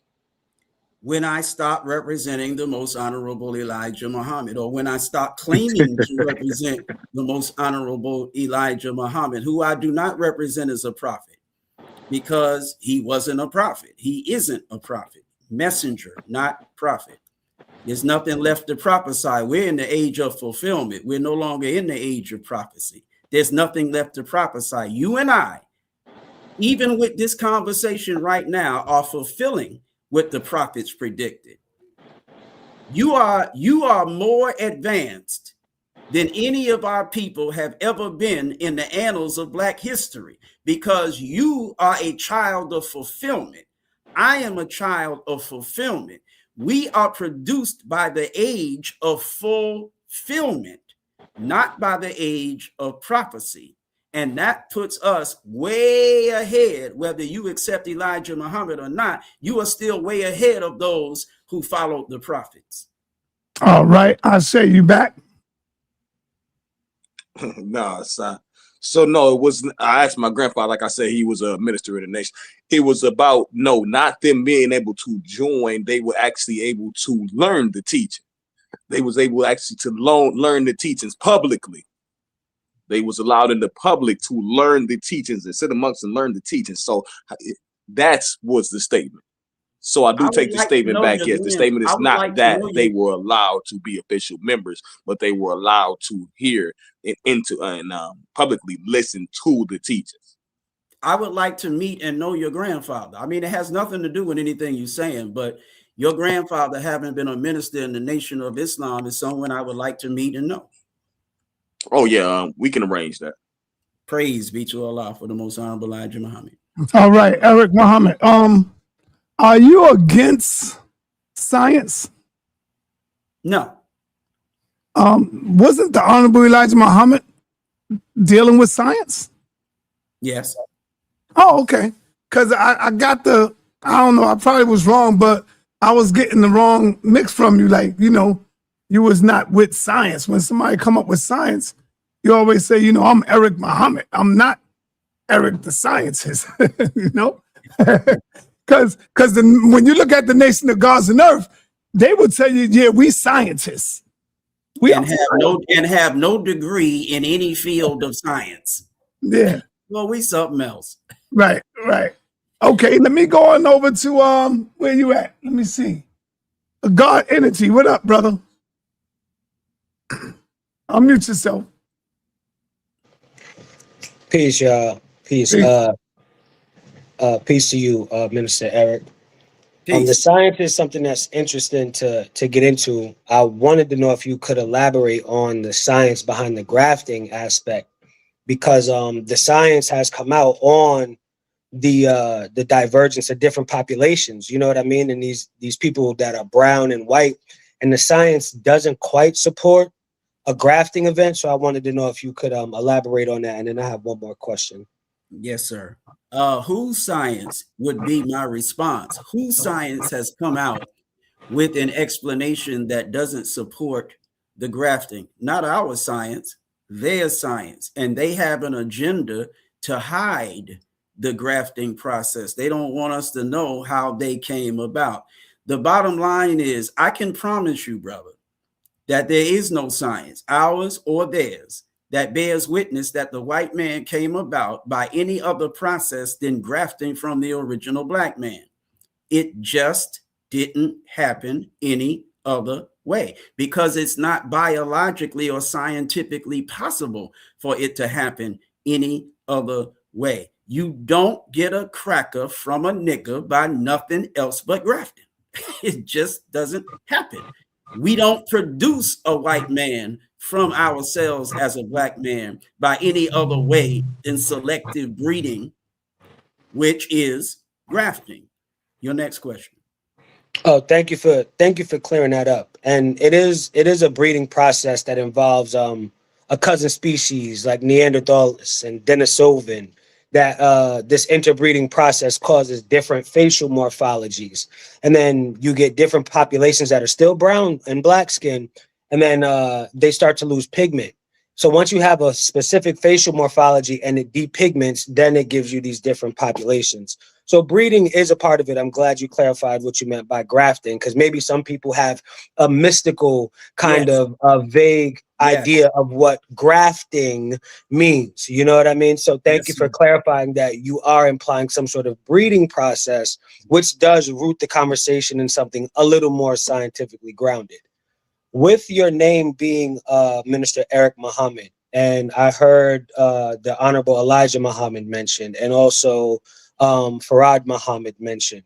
And you said you represent a messenger, but Muhammad, your namesake, was a prophet. And he represents Islam, right? Islam, where the Kaaba is in Mecca, the direction of prayers towards that Kaaba in Mecca. Malcolm went to Mecca. And would you say that Muhammad was a prophet? And do you subscribe to the information put out by Wesley Muhammad, the brother Wesley Muhammad, and what this early Islamic demographic looked like and what that means? And since he is a prophet, why do we say that the Muslims that go to Mecca, or the brothers from the NOI that go to Mecca, they slip and bump their head on a camel, but that's where these black Muslims set up shop? So do the current Muslims represent the original Muslim expansion, and do you subscribe to the work by Brother Wesley Muhammad? Now, let me say this about Dr. Wesley Muhammad.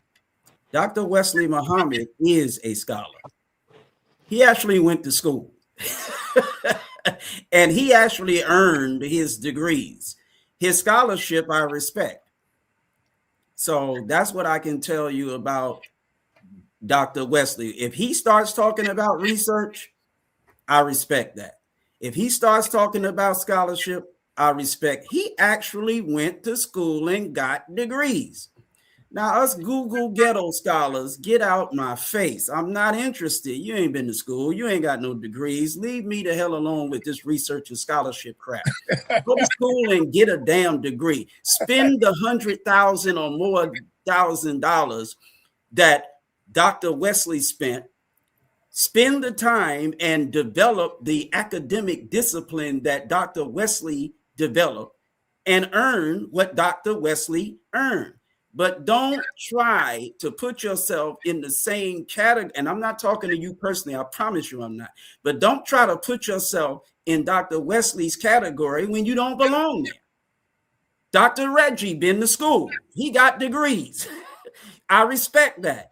If you go to school and you actually earn degrees, you develop the academic discipline, you learn how to actually research.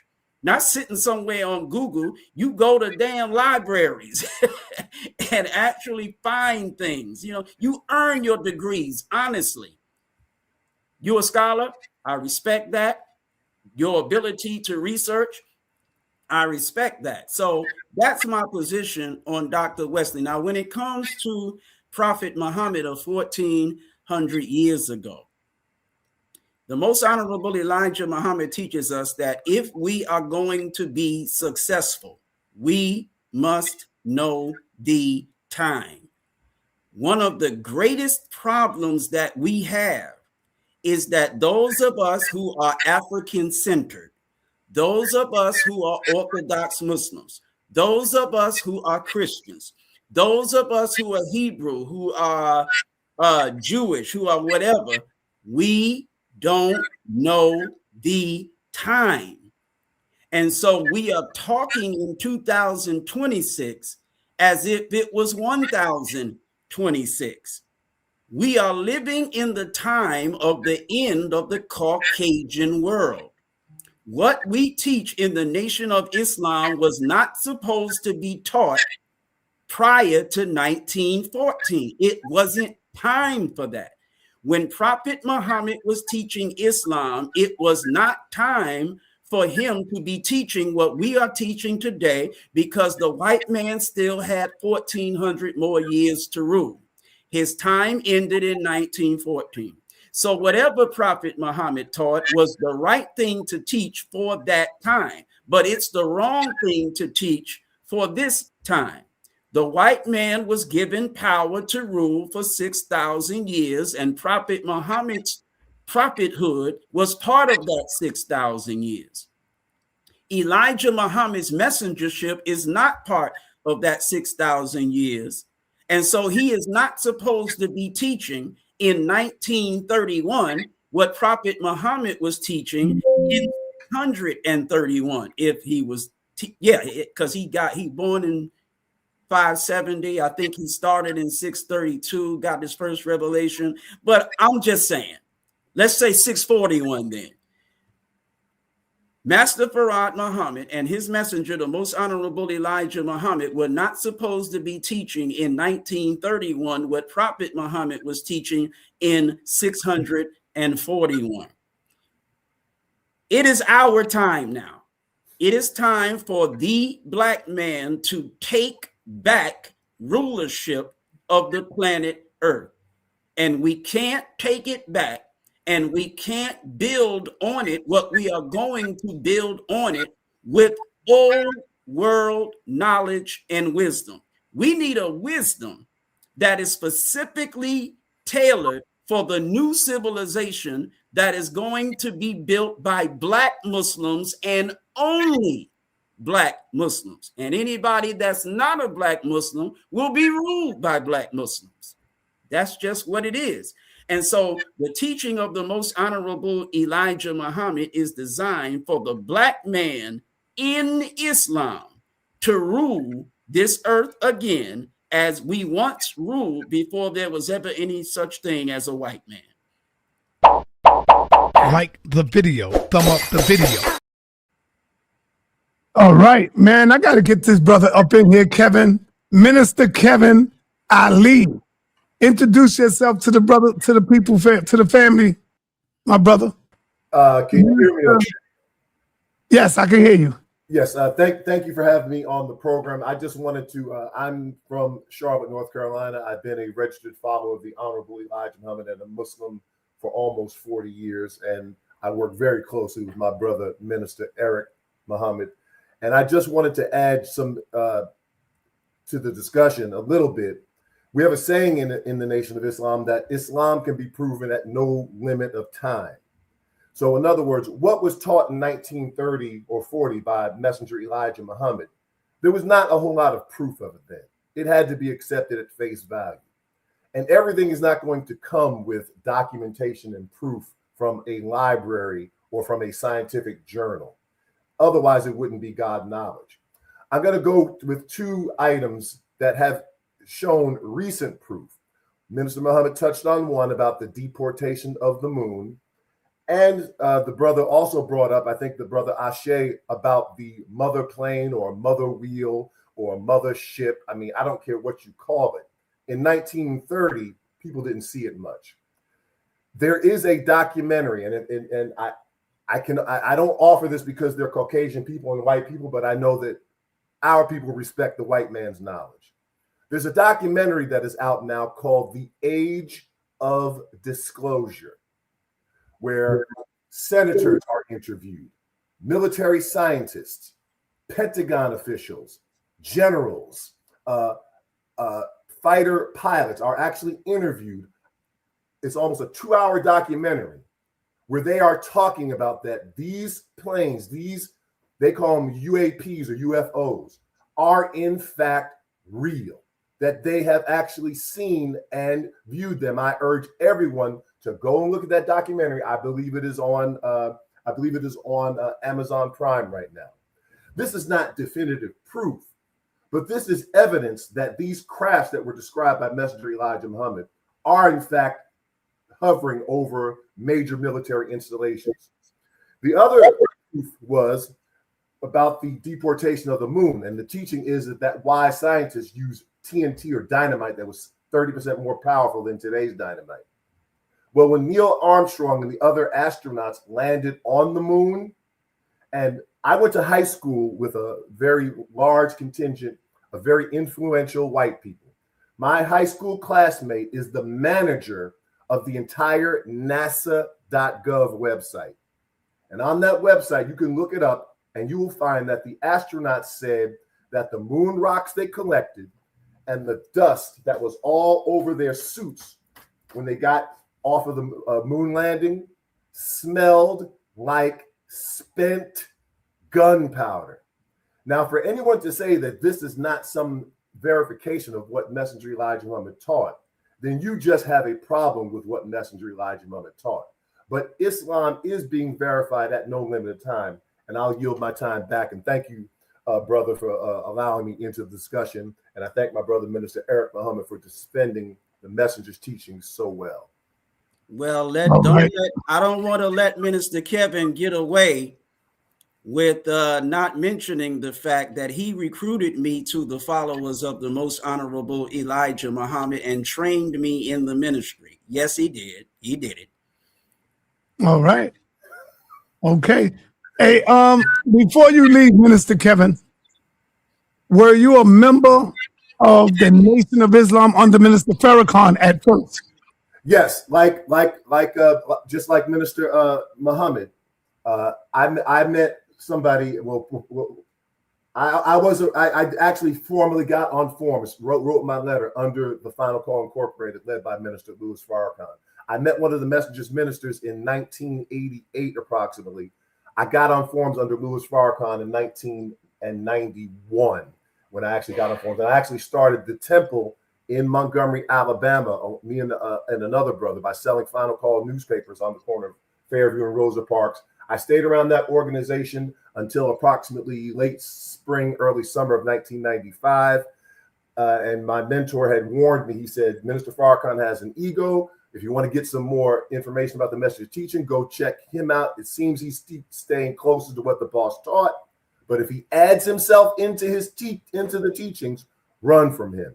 Well, when I heard him adding himself into the teachings, calling himself apostle, and people calling him the apostle in late summer of 1990, early 1995 summer, late spring, that's when I stepped away from his organization. But I still remained a practicing and a Muslim follower and representative of the Honorable Elijah Muhammad. All right, good for you. Thank you. All right, let's go to my brother, Seven Asar. What up, brother? Peace, sir. Peace, brother. Can you take me off the big screen, because I do want to see my brother Eric Muhammad. Peace to you, my brother Eric Muhammad. Peace. And peace to everybody on the panel, in the chat. And I first want to say that I have such tremendous respect for the Nation of Islam. It was the Nation of Islam that brought me into the knowledge of myself. Listening to the speeches and studying Malcolm X, which brought me to the Honorable, which taught me about the Honorable Elijah Muhammad, which brought me to Minister Farrakhan, and so on and so forth. But I have to say, and this is with so much respect, this is the toughest environment to be in. And I have to give you some pushback, brother, because there were, the Nation of Islam gave me the foundation, and I still stand on that foundation. And the Honorable Elijah Muhammad taught us to show and prove. It's one of the things that I carry with, and I always demand for anyone to show and prove any claim that they have to come to prove. And I see some hypocrisy in the way that you present your speech, because you talk about Google scholars and people who don't have letters next to their names. Yet you follow the teachings of the Honorable Elijah Muhammad, who had no degree in history, no degree in religion. Malcolm X had no degree in history, no degree in religion that I know of. Yet these people's, this information was followed by members of the Nation of Islam. And I assume that you follow the information as well. So to come up here and tell brothers that they have to have 3 letters or some degrees from these Europeans to substantiate the information, in my opinion, is a cop-out. I think that you don't want to adhere to the facts. They may contradict your narrative. So you say you don't care about what anybody has to say. You're going to believe what you're going to believe. but you can't show and prove it.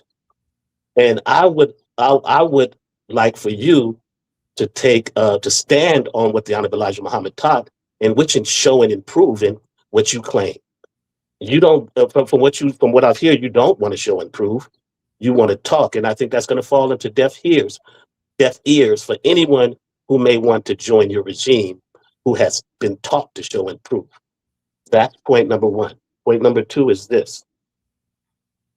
I think that we have to embrace what the Honorable Elijah Muhammad has brought us in all the information and everything that can be shown and proved and to be fact that he taught us, because it's important for our people. But we also have to be honest with what isn't right, what we can prove and disprove, and not run away from those facts because it doesn't support our narrative. So my challenge to you, brother, is if you do want to recruit people into the studies of the Honorable Elijah Muhammad, I would ask you to be more honest with them if you can't answer a question, or if or be honest and say, well, that's not part of my narrative. I'm not about showing and proving. I'm just about speaking what I believe, and I'll let my plane there. Okay. Now, you haven't seen any hypocrisy in anything I've said or done. That's number one. When you say, I say you have to have letters by your name, I made it very perfectly clear what I said with respect to having letters by your name. I said you need letters by your name in order to represent yourself as a scholar and as a researcher. And I stand on that. If you just a Google ghetto scholar, you don't deserve to be having the type of respect, the type of, well, I'll just leave it at respect. You don't deserve the same respect as a Dr. Wesley Muhammad, who has some letters by his name. You ain't been to school. How you a scholar? The root word of scholar is school. So I'm sorry. I didn't say you need to have those letters by your name in order for what you say to be accepted. Obviously, I don't believe that because the messenger went to the 5th grade. Obviously, I don't believe that because Malcolm only went to the 8th grade. But here's the thing. People keep forgetting that Elijah Muhammad was not the author of what he taught us. Master Farad Muhammad is the author of what the Most Honorable Elijah Muhammad taught us. Now, who says that Master Farad Muhammad was uneducated? Master Farad Muhammad was supremely educated. Master Farad Muhammad didn't drop out in no 5th grade of school. Master Farad Muhammad didn't drop out in no 8th grade of school. Master Farad Muhammad is a world traveler who has studied the educational systems of all of those in the world. Master Farad Muhammad is supremely educated. And from that supreme education, he taught the Most Honorable Elijah Muhammad. Now, with respect to how, I stand on what I stand on without showing and without proving. I am the proof in my own particular way. I am assuming that you are younger than I am. I'm 64 years old 3 weeks from now. I'm assuming you're nowhere near that age, but maybe you just look good. Bottom line is, I look better than you. And that's a fact. I could stand next to you and people gonna think you older than me, but I'm way older than you because I follow the life-giving teachings of how to eat to live by the Most Honorable Elijah Muhammad. So, bruh, I am the proof because seeing is believing. You ain't as old as I am and look as good as I look unless Master Farad Muhammad is God. Period. So when you start looking as good as me, then you can holler at me. Until then, you my brother, I love you, and I respect the fact that you disagree with me, but it is what it is.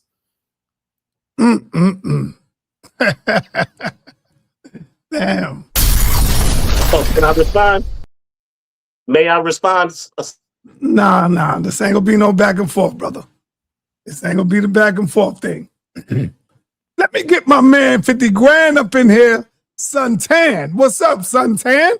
You see my Knicks today? Nah, man. I seen some of it. They did good. It's about Beat time. them by 20-something points. Yeah, San Antonio.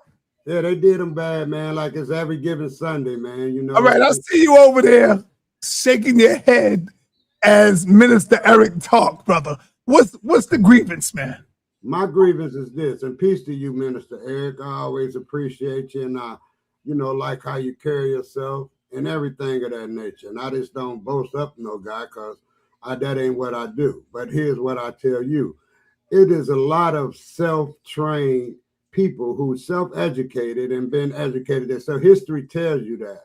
Frederick Douglass and a host of others have been self-educated. So when you go and make a mockery of Google, and Google just a point of, communication and transportation of information throughout the sector. People can be self-studied and just be just as smart as somebody with a book knowledge. However, I would surmise that you, Prophet Muhammad, Brother Muhammad, give a little leniency on someone who talks and studies on their own. Because I think it's a fact that I don't have to pull no coat of no man to lead me nowhere. What I would do is listen to that man, and then I would make my decision upon his words and his actions, because I'm going to research what he tells me. And look at and just the same way that you talked about my brother Sar, I look at you and I look at me. I'm older than you, and I look better than you. I'm 66. Tell him, Suntan. I look younger than you look. So what I'm trying to tell you is this, my brother, because you have strong words and you have a strong following, and I do not put down, or I do not, down nobody who's trying something positive. And I think that's a problem with our Black people. We don't let our brothers get out the gate half the time. If they talking with sense, let them, let's rock with them. And that's all I got to say, because much respect to you, and keep doing what you're doing. But as for me, I came up Christian, and I kind of left that. It's still in me. However, I research and I do things upon my own, and I ask questions, and I keep my mouth closed a lot, because I become a good listener. Because I learned off of you, brother Eric. The last few years you've been on sa.neter. So all I got to say is, let's get out this judgmental place of belittling people for trying to learn and trying to put their point across. Now, if they coming with some monkey stuff and some crossword words that ain't connecting, then you got it right. But if somebody come with some pure good information, let them ride, brother Ed. Relax on them, okay? Peace. Let me say this. I think I make a lot of sense sometimes, but there's no way I'm going to put myself in the same class as a Dr. Reggie. There's no way that I'm going to put myself in the same class as a Dr. Wesley. That doesn't mean I don't know what I'm talking about. It simply means I don't deserve to put myself in their class, whether they're wrong and I'm right or not. Makes no difference. The bottom line is, these men and others have actually gone to school and earned those letters. I have not. So even if I'm more up on game than them, and I'm not saying I am, I'm just saying even if I am, I still don't deserve to put the same title and get the same respect as they deserve, because I didn't do what they did in order to get it. Now, Abraham Lincoln was a self-educated man. There's a whole lot of self-educated men, and I've studied their histories that put some scholars to shame. I'm not saying you have to have letters in order to know what you're talking about. I'm saying you have to have letters in order to be considered a scholar. I'm saying you have to have letters in order to be considered a quote unquote researcher. That's all I'm saying. Now, whether you know what you're talking about, that's up for debate. But when it comes to the title that you wear, when it comes to the respect that you have owned or earned with respect to your academic discipline, only you deserve that. I mean, that's just the bottom line. Do you know what you're talking about? Right. I would assume in most cases you do. Maybe you don't, but I would assume in most cases you do. But there are others who don't have your academic discipline and have not earned your letters who also know what they're talking about too. I know very few people as wise as their grandmothers. Right. Well, experience is the best teacher. And she might barely have made it to high school because they live life. They're just living life makes them wise. That's right. Not only just living life, but at the end of the day, remember, the black man is God. And so you're going to be God, whether you uneducated or educated. No amount of education that you lack is going to totally and completely put out the light of the God that you are. You're still going to manifest Godhood in some way, in some form, in some fashion, whether you have education or not. All right. And sa.neter, I support this show. And you allowed Eric Muhammad to disrespect me and not allow me to at least get 30 seconds to respond. So I would appreciate All right, it. hold up, brother. When you first came on, and the first thing you said was, "This is the toughest environment." So I should be able to respond. I don't think he disrespected you. You came on first. But hold on. You came on first and said something sideways to him that I feel that was disrespectful. What was it? I feel that was disrespectful to him. What was it that I said that was disrespectful? We're not crying, brother. We're not crying. I'm not crying. I'm not crying. I just want to respond for 30 seconds. All right. You put me on the because sa.neter, let's keep it 100. He said that you put me on the big screen and you giggle. So let's keep it 100, brother. I am keeping it 100. Brother. Okay, so you put me on the big screen. You allow him to say that. Hold on. One thing I don't like is crying niggas. And everybody will tell you that. Everybody will tell you that. And I learned that from Khalid. He said, if it's one thing I can't stand, is a black man who acts like a white man. But if it's one thing I can't stand worse, is a black man who act like a white woman. We're not up here crying, brother.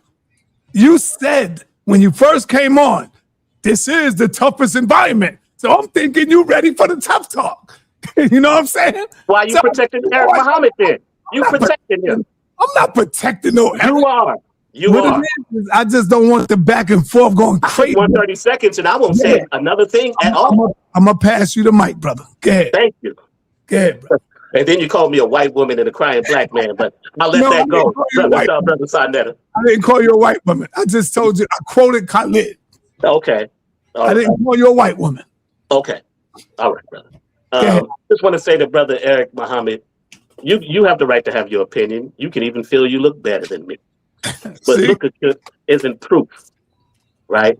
Lookership isn't proof. And because we can look at you, you're not the example of what fact is. You have to tell us and teach us the facts, not just stand there and look pretty. That's all I have to say. sa.neter, I want to say one thing.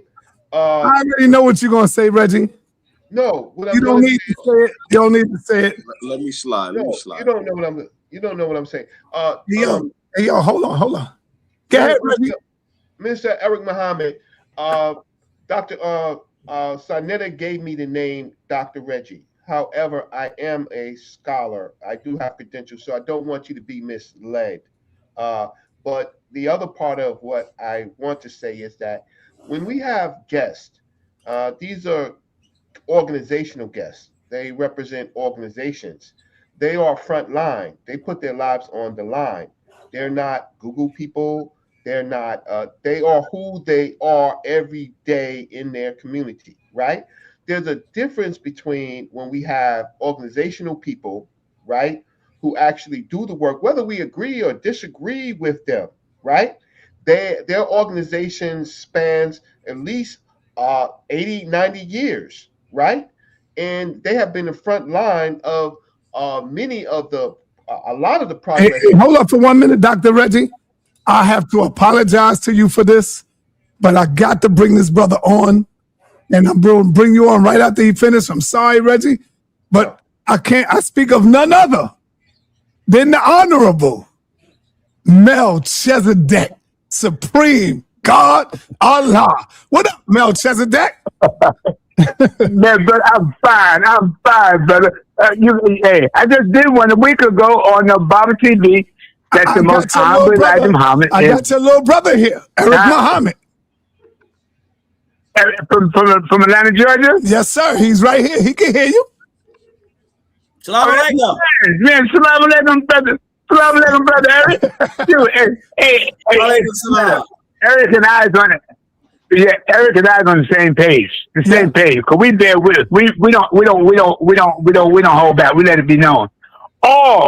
All white people is the devil by nature, made to be destroyed and not to be given another chance. Go ahead. That little white boy they call Muhammad, even that little white boy over in the East that they call Muhammad, he was a white man. He didn't teach black people. He taught white Arabs. You understand what I'm saying? Okay? So now, there is no God but Allah who came to person best by Muhammad. But let me make this plain that I did last week. Now, anybody, I'm talking to the whole world, nothing personal, to the whole world. I made it plain in front of the world. Anybody that says the most honorable Elijah Muhammad is physically alive is a liar, a hypocrite, a devil, and a bloodsucker. Okay? I'm going to repeat that. Anybody that says that my spiritual father, the most honorable Elijah Muhammad, is physically alive, and they cannot prove that, is a liar, a devil, okay, a hypocrite, and a bloodsucker. All right? Now, also made it plain about the mother plane. Anybody to the world, I'm not talking to somebody, I'm talking to everybody, that says my father, my spiritual father, the most honorable Elijah Muhammad, is on the mother plane, and they cannot prove that, they are a liar, a hypocrite, a devil, and a bloodsucker. Okay? Now ask me anything. What do you want to know, son? Ask me anything. First of all, I want to ask you. You not got to get together. You not got to get together. The first thing I want to ask you is, how old are you today? I am 95 years old with no medical problems, no medication, and I can run faster than you. Hey, yo, you know, I want you to know I do follow you on Facebook, and you act like you're 40 years old with all these women around you, brother. Uh-oh. Well, you know, when you have that's that. See, when you have supreme wisdom, you have a gigantic magnetic attraction. So wherever I go, they want to be with me. They want to be with me. But I told them, hey, you can't be with me unless you can provide for me on a luxurious level. You know what I'm saying? Man. Damn. You almost sound like a pimp to me, brother. No, it's not a pimp. I'm not a pimp, but I do it of their own free will. Of their own free will, I do accept contributions and donations to support my economical program, which is publications. Right. Hey, I want to say you do look great. You look good, Melchizedek. And I'll be like, oh, damn, listen, man, look at my brother right here. Look, I want you to get back to me. Get back to me. We can do a big thing around the end of March. 95 if you want to years get down. Old, man. Woo. 90. Oh, 90. I thought you said 95. Yeah. No, 90. November 20th, 1935. 90. Okay. No medical problems, no medication, no walker, no mobile, none of that bullshit. But when why you is see me, I look the same as you saw me the last time. I know, but why is that? Because you stay away from chicken. Listen, you want to do an interview? Yeah. All right. So can you get back to that? I know you got other people. You're doing something. Get back to me when you got time to talk. Then we set a time and date for a big thing. You make a list of everything you want to ask me. Ask me anything, and we go in. Okay. I remember you saying chicken is like pork. Chicken is pork. The same thing a pig eat, a chicken eat. A pig is a garbage can eater, and a pig is a garbage can eater, and a chicken is too. And turkey is too. There's no such thing. Turkey is a desert, with the buzzard on the desert, eagle in the mountain, a turkey in the backyard, but they're all the same thing, scavengers, eaters. All right, you was getting ready to call Eric Muhammad. Go ahead, talk to Eric Muhammad. Yeah, Eric, I love you. I respect you. I appreciate you. Keep up the good work. Go in. Don't take no prisoners. Yaku didn't do no prison houses.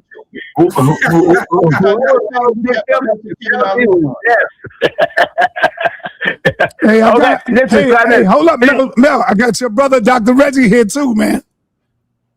Oh, you know me. Chicken in the soup. Chicken in the soup. Yeah, but my good brother Elder, Minister Kevin Ali is on the line too. The Kevin from Philadelphia, no, Georgia. I think. Where's he from? Yeah, Georgia. Charlotte. Georgia. Yeah. No, Charlotte. Minister Kevin Ali. I saw him on YouTube. I saw him. He did very well. Very well. Hey, he's a devout follower. When you talk them brothers like that, Eric and Kevin, these are devout followers of the most honorable Elijah Muhammad, brother. Yeah. Okay. They never switch up. They never went with that now. I mean with Wallace. Because Wallace was a snake, a dog, a hypocrite, the whole 9 yards. And he never destroyed no nation. He destroyed the economical program. And the one who's right there with him when he was doing it was Farrakhan, because Farrakhan was his national representative. You understand what I'm trying to say? Mm-hmm. Okay? And let me break you out this thought of it. Farrakhan is not he's not the representative. He abandoned his post. He deserted his post in 1975 and joined on to Wallace, which was the Balalians. Okay, I'm saying? And when the messenger put you on post, you can't get back on post unless the messenger put you back. But the messenger never put him back. Woo! So when Farrakhan separated himself from Wallace, he couldn't get back on post because the messenger wasn't here. He left. So he's still not by right national spokesman or honorable. You can't be honorable, brother, if you don't have no economical program. You have to have an agenda, an economical program, a progress report, and a financial report, and build a nation, an economical nation. You can't build a nation with a suit and a bow tie and a bean pie. You got to have some schools, some hospitals. Right. You understand what I'm trying to do? Hey, 1,000 suits and no dry cleaner. Come on. We're going to get down. We are going from the world. All right? Okay? All right. Evan, and the other brother, what's his name? Minister Kevin Ali. Minister Kevin Ali. Kevin, yeah.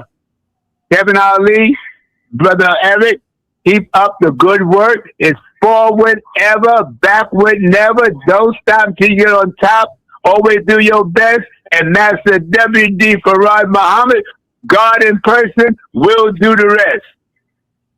And you got my number. Call me anytime. All right, now I'm gonna call you tomorrow. sa.neter? Yeah, get back to me. Okay, brother. All right. Peace. Salam alaikum, brother. Brother sa.neter. Yes, sir. In the sa.neter House of Consciousness beauty contest that seems to be going on, you put it right back up. I'm going to rank Brother Melchizedek number 1. I'm going to rank our brother Elder Suntan number 2. Brother Minister Eric Muhammad number 3. The good Dr. Reggie number 4. And I'm going to come in at 5th place personally. All right. Hey, you have it, Dr. Reggie. Let me pass you back the mic, and then I'm gonna let Eric Muhammad close us out. Yeah. My comment is, again, when we have organizational people, that there is a deference sometimes it doesn't matter what you disagree with them. It matters that they have stayed the course, right? And what we find is that our people don't stay the course. They don't love their brother, and they certainly don't love their teacher. They lie about their teachers, and then they act like they become their teachers. And I found this out in my many years. I'm going to be 61 in a few days, right? Where I see people take over and become their teachers, right? And speak for their teachers with words that the teacher never said. And you see this all through the biblical history. You see this through the Hebrew history. You see this in even Islamic history. But these brothers, they speak for their teacher. So I have to respect for them and on the front line. And many of you won't be on the front line, right? They will be on the front line, right? Because they have stayed the course. So that's whether I disagree with minor issues, those are minor compared to what our people have to do. Thank you. All right, I'm gonna go around. Ashe, you got a minute? Close us out. I'm gonna go around the panel. All right, yeah. All right, yeah. I'm gonna be let me address a few things. What I do want to say is I don't think that these brothers are giving enough credit to Farrakhan in the movement that they actually do have today. This is kind of it's kind of getting absurd. And I think that we're really big up in the division. These brothers, I'm gonna be raw and get mad at me if you want to. These brothers represent division. They don't represent unity. They represent division. You not with Farrakhan, so you get up here and you badmouth Farrakhan. That's not a good look for you, brother. I'm sorry, and I'm gonna put that out there. That's terrible. You don't have nothing going that Farrakhan got going. You don't got. Are you putting out the final call, or is Farrakhan? Last time I checked, you're not. Do you have the nation? Do you have the NOI farms producing that milk straight from the cow? No. Last time I checked, you do not. My grandfather wasn't going to you. He was going to those brothers who actively part of the nation right now. These brothers are revoltists, going against the movement, talking bad about the movement. They're not for the progress of the movement. You want to big up and man worship Elijah Muhammad. And if you ask me, Farrakhan had a revelation about what Islam was truly about. And it's not about sitting up worshiping no man, worshiping this white boy. And I'm going to put it out there. Y'all just said it. Where is he from? Mecca. Who inhabits Mecca? Arabians. But then you come to me talking about the black man is God. So get a black man to represent it. And then every single black man that y'all get, he don't even have the black features. See, this one thing I do remember. This one thing I remember. You got beat up real bad, and you didn't ever address it when polite put you out there. As far as the teachings of the tribe of Shabazz, how these quote-unquote scientists are doing all of this unscientific mess, going into forests, hair getting kinked up, seen as a rebellion to Allah. And that's why we have the features that we have. And then when you get these brothers who join the nation, like a Nuri, like a Farrakhan, even you bald in your head, like the Torah forbids, and the Torah is what the Quran itself should be based off, because that's the text that Abraham was dealing with. You guys, y'all go against what the African feature got. Your boy ain't teach nothing African. He don't promote Africa. He went as far as to say that we are Asiatic black men. He disregarded the continent of Africa. We got to come in place after him and try to redact his teachings and say he was really talking about Africa when he truly wasn't. Man, I'm not with this mess, man. These guys represent division, and the Nation of Islam itself represents self-hate. I land my plane. All right, before I bring on Eric Muhammad to respond to that, I want to first say that you see how Eric Muhammad sits there in discipline and don't cut nobody off. Even when they attack him, he wait respectfully till a brother finish. That's his teachings, brother. We can all learn that right there, man. All of us need to learn that. That brother sit right there and will allow you to go ahead and finish what you got to say. And then he would respond. Now, I'm not talking about you, I'm talking about all of us need to learn that part from this brother right here. That discipline, that's discipline. Eric Muhammad, you can respond. Our kinky hair is not the result of a curse. The Most Honorable Elijah Muhammad never taught that. That's Farrakhan's teaching. the very man that you are attacking me for attacking. One of the reasons I attack Minister Farrakhan is because he teaches that our broad nose, our thick lips, and our kinky hair is the, yes, he does, brother. Stop playing. He taught it. Yes, he do. Excuse me. Excuse me. Excuse me, Eric. Did you know that, Ashe? But Malcolm was taught under Elijah. Malcolm repeated the same thing before Lewis. I know Lewis repeated it. Yes, Lewis repeated it. That's why I said the NOI itself. All right, let me self-hate group. Let me go back to the brother because I cut him off and I shouldn't have did that. Go ahead, Eric. Okay.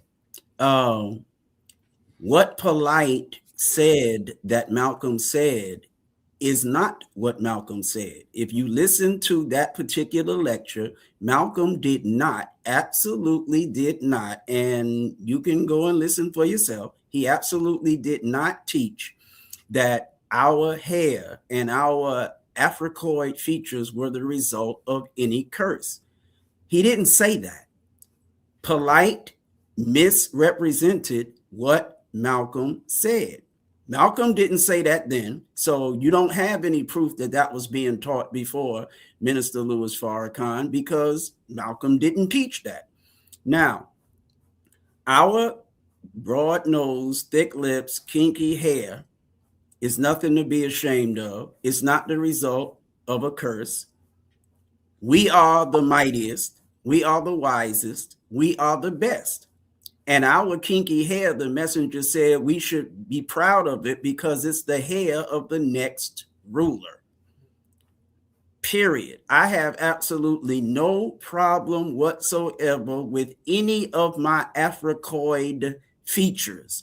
They are not features that there's anything to be ashamed of. One of our ancestors took his family into the jungles. He wanted to make a people tough and strong. We are the toughest people on this planet. We are the strongest people on this planet. We are the mightiest, the wisest, and the best. And had it not been what that father of ours, that scientist did, we never would have been able to survive slavery. So this concept that people say is some kind of self-hate is coming from the very man that I am attacked and that we are attacked from having put out there. So, I mean, listen, if you take the position that we represent division, that's fine. Take that position. It's okay. Time will tell. Don't forget about Scientology. Don't forget what he said about Scientology, Eric. Well, I mean, you know, I mean, come on. When you take the Holy Quran and you say with the book Dianetics that you'll never understand this book, the Holy Quran, until you understand this book. And you saying it in the spirit of you're going to take Dianetics to Mecca and tell the scholars of Mecca that they can never understand the Quran that was revealed in Mecca until they understand the science fiction book Dianetics by some cracker from America. L. Ron Hubbard. Hell, Ron Hubbard. I mean, there's just too much going on. I mean, listen, I stand with the most honorable Elijah Muhammad. I don't give a damn what Farrakhan has or does not have. I don't give a damn what Farrakhan has done or continues to do. My problem is that Minister Farrakhan has a problem, a very manifest problem with the most honorable Elijah Muhammad. Everybody that attacks us wants to compare us to Farrakhan. If you want to say Farrakhan is an infinitely greater man than Minister Eric Muhammad, guess who's going to be right there in agreement with you? Minister Eric Muhammad. But here's my response to that. The most honorable Elijah Muhammad is an infinitely greater man than Minister Louis Farrakhan. So it's not about how Farrakhan compares to Eric. It's about how Farrakhan compares to Elijah. Farrakhan is no comparison to the most honorable Elijah Muhammad. So I'm sticking with Elijah. I don't give a damn about Farrakhan. All right. All right. Let me go to Elder Suntan. Close us out, brother. You got a minute. Oh, yeah, just real quick. I would say this in my studies, I would have to disagree with Ashay because my studies, Farrakhan, and I saw it on tape saying that the scientist Azu, we was cursed with the curly hair and things of that nature. That came from Farrakhan. It didn't come from Malcolm. So that's just my point there. And I would say this, we are all here on this panel, we're not adversaries, man. So what we need to do is just keep living and learning. Because one thing that Eric said, and the elder that was before him that was on the phone, it's all about experience, man. Life is experience. You can't beat that. You got to live it down before you can talk it down. Now, if you lived it down, then you would know. So you got a lot of young whippersnappers coming up, but they haven't got to the point where we are at. And we haven't got to the point where the elders above us are at.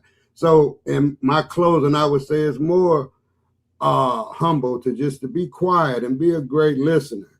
And then everything else will fall in place. All right. 7 assault. Let's go. All right.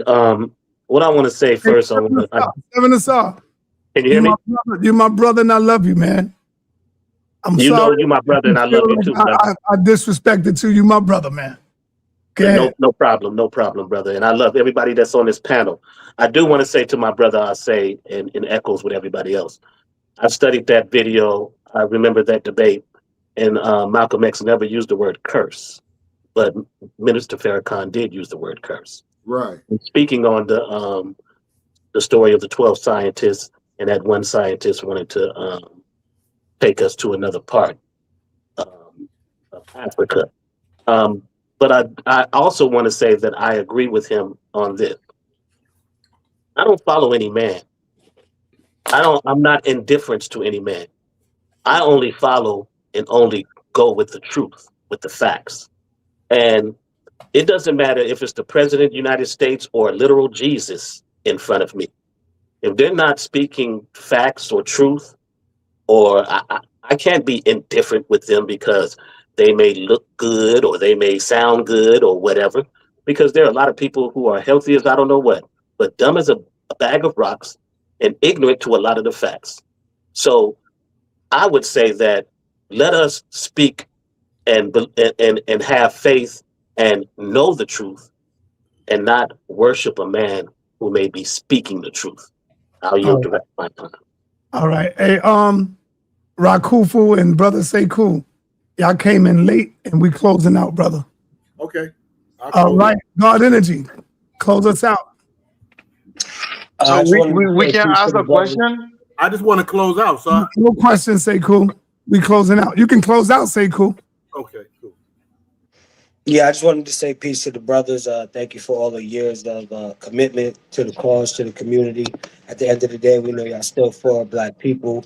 For those of us that don't know as much as you or not as familiar, it is a little off-putting when you hear Farrakhan say, don't you want the hair on your head to be as straight as the hair on your eyebrows?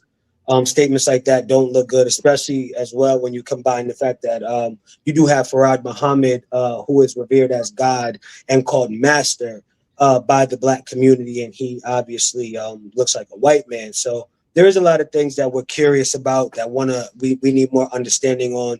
And thank you for sitting up here with respect to face the community. Peace, y'all. All right, peace. All right. Hey, make it quick, Rakufu, because you wasn't here. How much did you hear?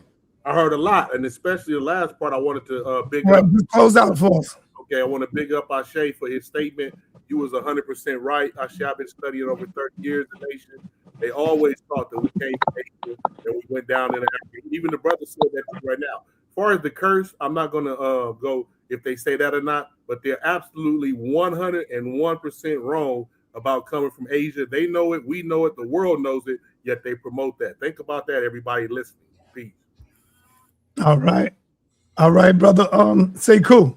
Yeah, I just wanted to add to what the elder just said, that this entire thing, I respect Eric Mohammed. I respect him. He's a good guy. But to be honest, the 2 points I want to speak on. One, that he's hating on Farrakhan. I agree with that. Like all the years I knew him, he just talking against Farrakhan. And I've never heard Farrakhan mention him one time. Say cool. I'm gonna let you talk. But when I'm gonna be honest, hold on. I gotta be honest. I'm 63 in April. I've been around, I'm in Harlem, I'm from Harlem.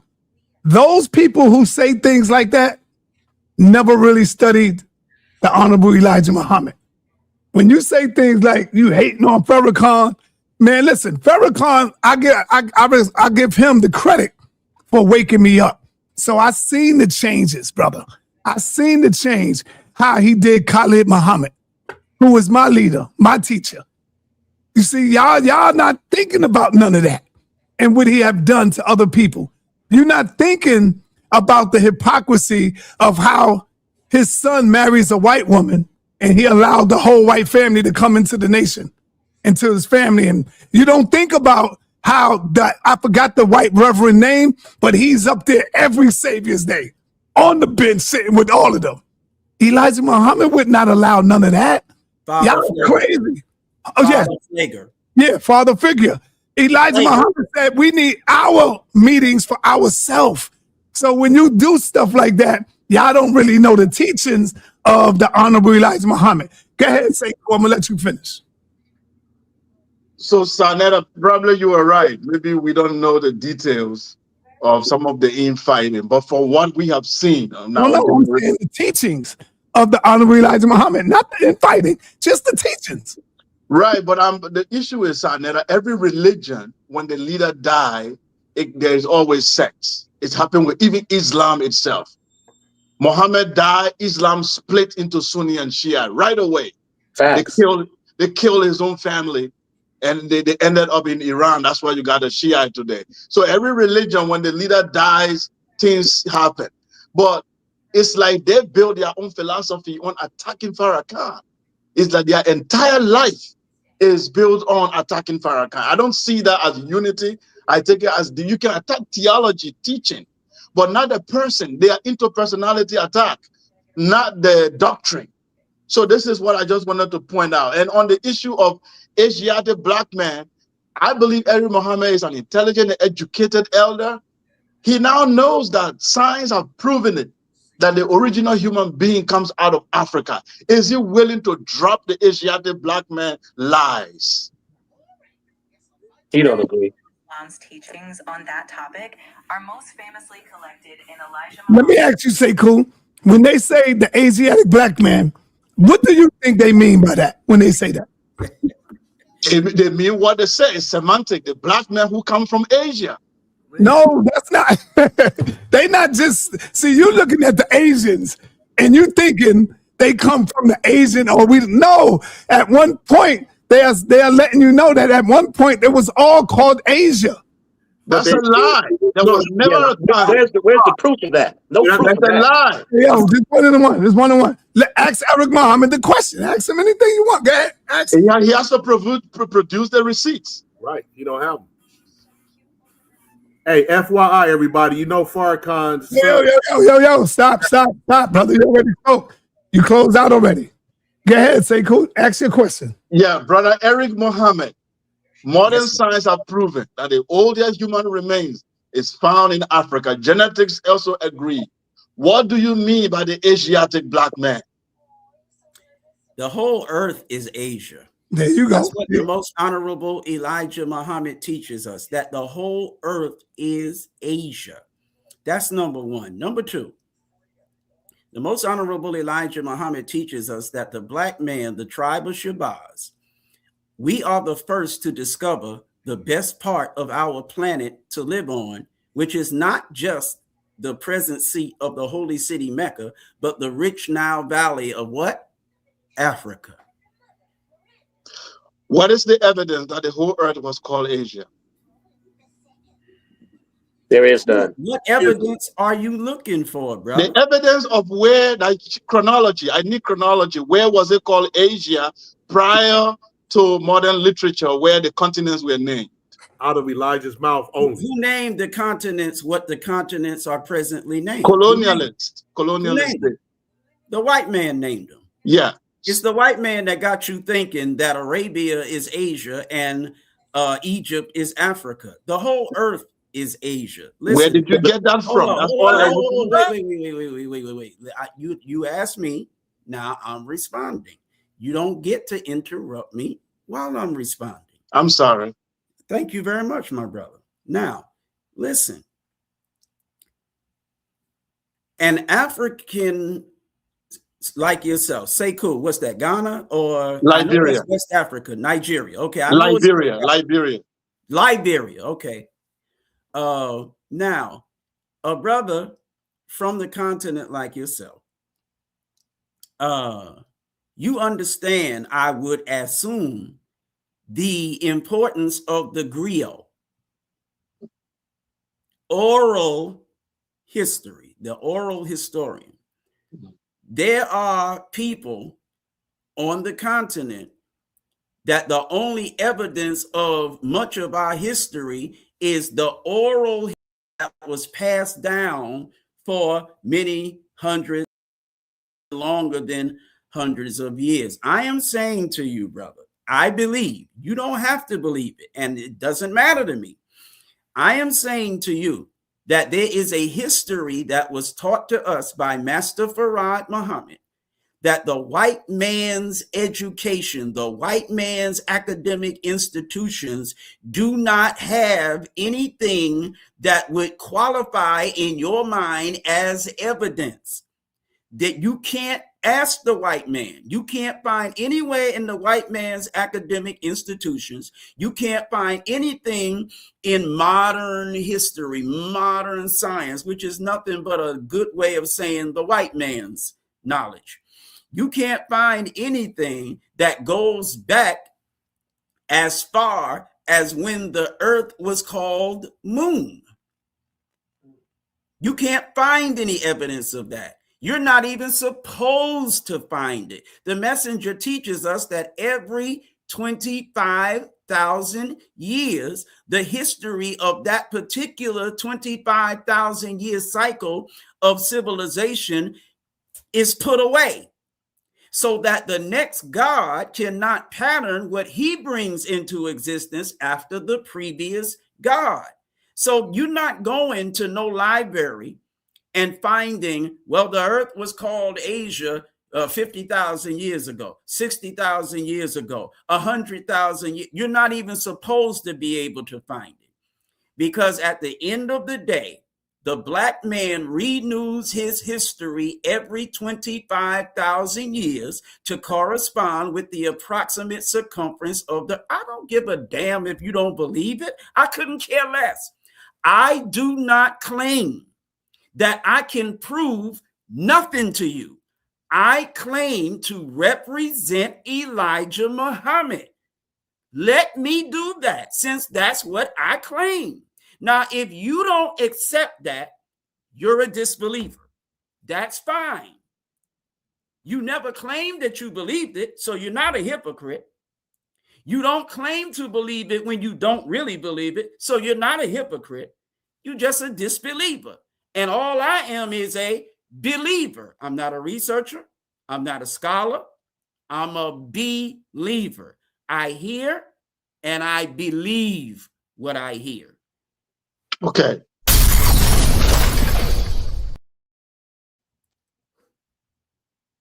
Thank you for clarifying that, Minister. But the quick follow-up question then is, yes, sir.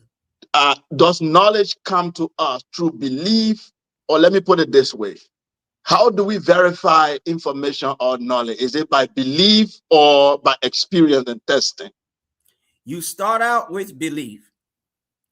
And then, like Minister Kevin very astutely... No, I didn't say, sorry, sir, let me clarify again. Okay.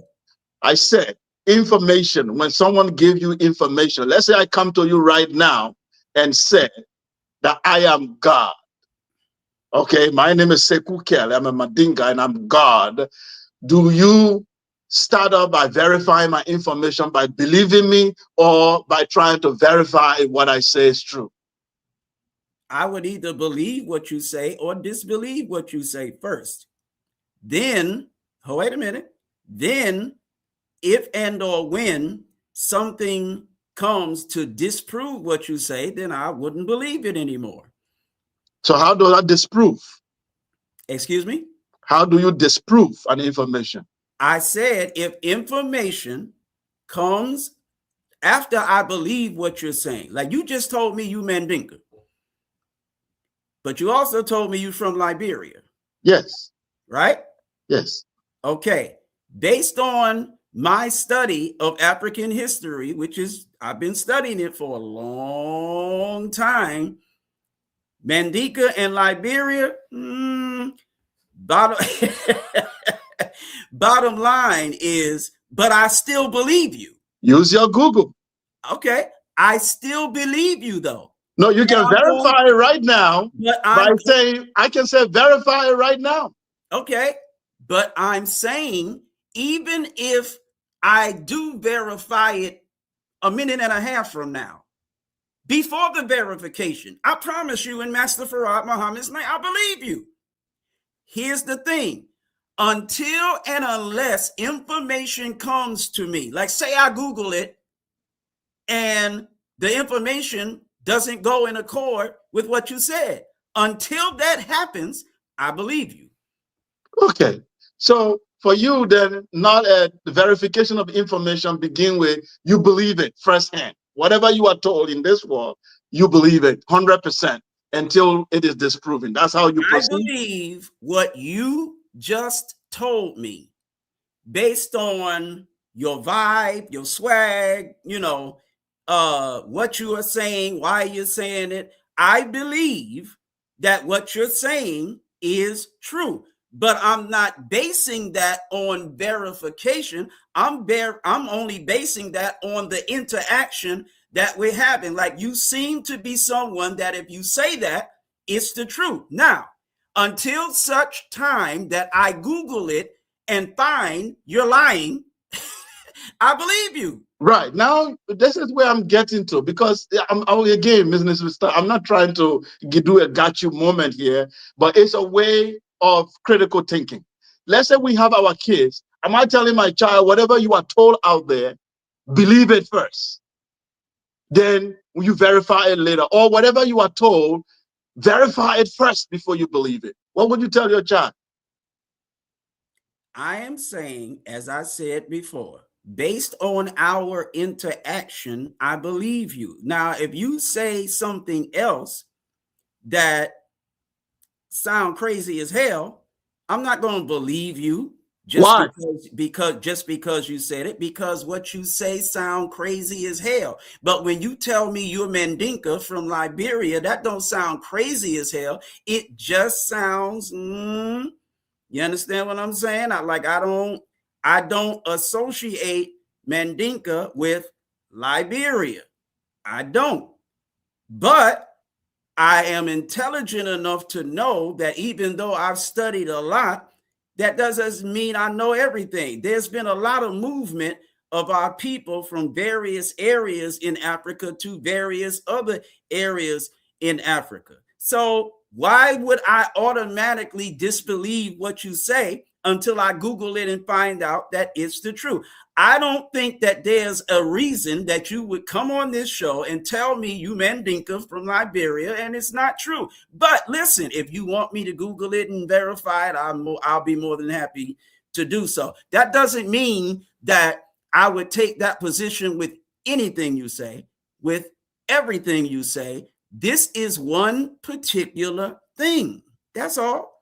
Yeah, Minister, absolutely, you can Google that. There are 16 ethnic groups in Liberia, and Mandingo is one of them.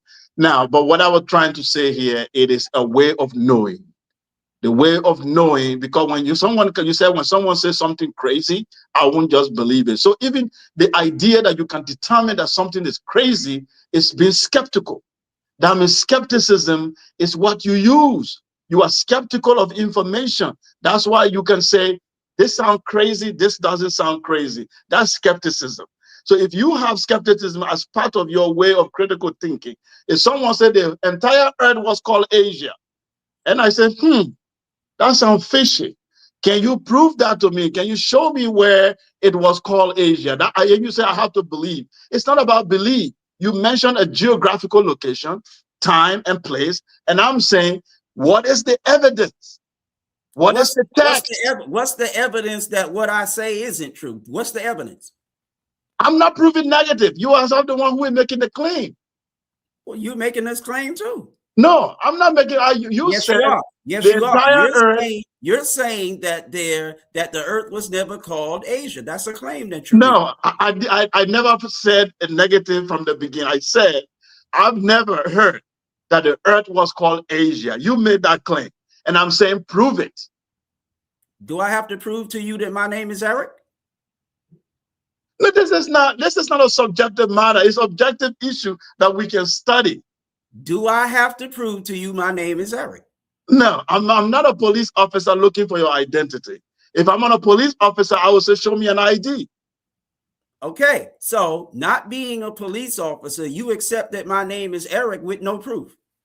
No, I don't have to, because I'm telling you, I'm not a police officer, and I'm not looking for your name. But here I'm looking for an information that the Earth. But you are calling me by the name that I told you is my name. How you know my name is Eric, brother? My name could be Susan. How you know my name ain't Susan? Minister, the authenticity of your name is not in debate. It's not in a question. He never even questioned your name. He's it's not a question. I know, but it's you are deflecting from the discussion. Being disingenuous. I never said I believe your name or I don't believe your name. You said a principle. I never claimed that your name example applies to. You are now. My name is Eric. In my mind, whether it's in your mind or not, I'm not you, you're not me. Me telling you my name is Eric is like you telling me your tribe is Mandinka. Yeah. You are now. It's the same thing to me. I accept you're Mandinka from Liberia. You accept my name is Eric and I'm in Atlanta. You don't know where I'm at, brother. I could be in Alabama. Bottom line is, when it comes Minister, you made a claim. Brother, hold on, say cool. What God revealed to the most honorable Elijah Muhammad, I believe it. I don't have to prove nothing. I believe what Master Farad Muhammad taught the most honorable Elijah Muhammad is the truth. Period. I believe it. Now, as more information comes, it supports what I believe.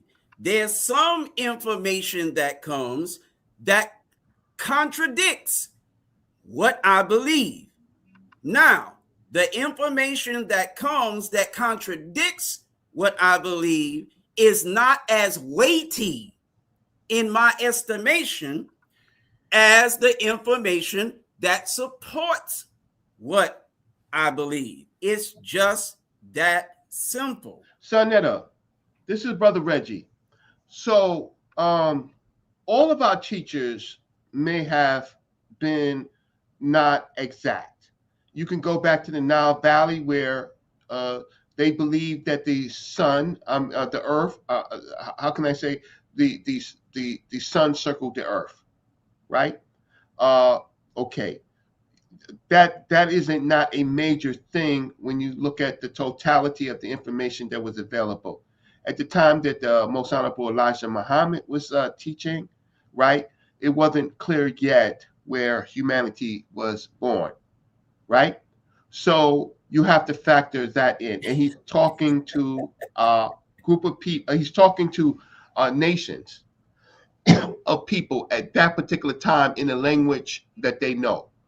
So if the world thought that Nile Valley and Asia was connected, then, well, we know more now. We actually more know because we have more evidence now, right?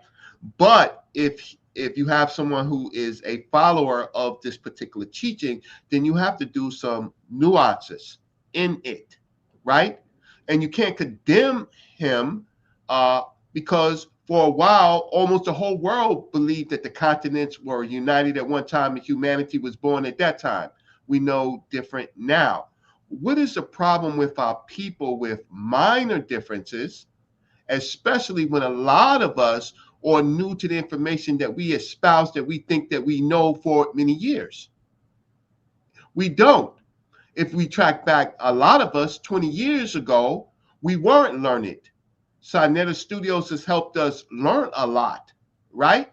But 20 years ago, most of you didn't know much, right? And so when we start condemning each other from following their own teachers' teachings, right? Then you have to weigh it on a scale, right? Because of our own ancients got some things wrong. So that's all I want to say. I see this going into another direction. No, Reggie, I need to push back a little bit. No. Say cool. That's it. I gotta go, bro. You came in late. Hey, cool. You came in late. Believe me, I would love to let you rock, but I got things I got to do too, brother. I'm sorry. Come back later, brother. You know, I love when you come through. Say cool. But there was no condemnation by say cool. There was no condemnation by it was good to dialogue with everybody on the show, whether we agree or disagree. I'm not swole at nobody. My last question for Eric Muhammad before I let Minister Kevin Ali close out, and then you close out last, Eric Muhammad. My last question is, what do you think, or how do you feel about what's my brother's name? Minister Farrakhan's son getting married to Janet Jackson coming up. What? Who's marrying Janet Jackson? You ain't know? No. Mustafa. For real? Yeah, brother. She was at the last Savior's Day, brother. They were together. I had no idea. Yeah, look it up. Look it up. Oh man, the only thing I think is she don't want to stop just because people standing around or watching them. Yeah, man. Mustafa. Anytime, any place. Hey, look, if anybody know Mustafa, tell him I said go ahead with your bad self. Well, that's gonna make Janet a Muslim, right? Yeah. Her ex-husband was a Muslim. Hold on. Rakufu. When they supposed to be getting married, brother? That I didn't check, but I know that, like you say, she was there and they are in a relationship. That's her man. Yeah. Not for Muhammad. That's her man. That's her man right now. Right. Go ahead with his bad self. I ain't mad at him. Yeah, man. All right. So thank everybody for coming on. I want to let Minister Kevin Ali close out for us. Let him get his words in. Thank you again, Brother sa.neter, for having us on. I was a little disappointed that nobody touched my hereforto esoteric on two of the aspects of the messenger's teachings that were before thought to be esoteric, which are getting third-party verification or proof, if you will, from the Caucasian white man in the form of his documentaries and in the form of his lunar expeditions. But that's okay. Again, I thank you, and I'm glad. I hope we continue this particular dialogue. All right. Thank you, brother. Eric Muhammad, you got the last word. Take us out of here. All I can say is I thoroughly enjoyed tonight. Everybody don't have to agree with what I say. And listen, I know sa.neter's show is the toughest environment. It ain't tough for me. I'm cool with it. Let's go. Right. All right. So thank everybody. I appreciate y'all coming through. Y'all could be out. Y'all could let yourself out. Peace. Assalamu alaikum, brother Eric. Wa alaikum salam, sir. Peace to your brother Eric. Peace to your brother Kevin. Peace, my brother. Assalamu alaikum. Thank you. So what game you trying to watch, man? No game. I'll talk to you later, Sanchez.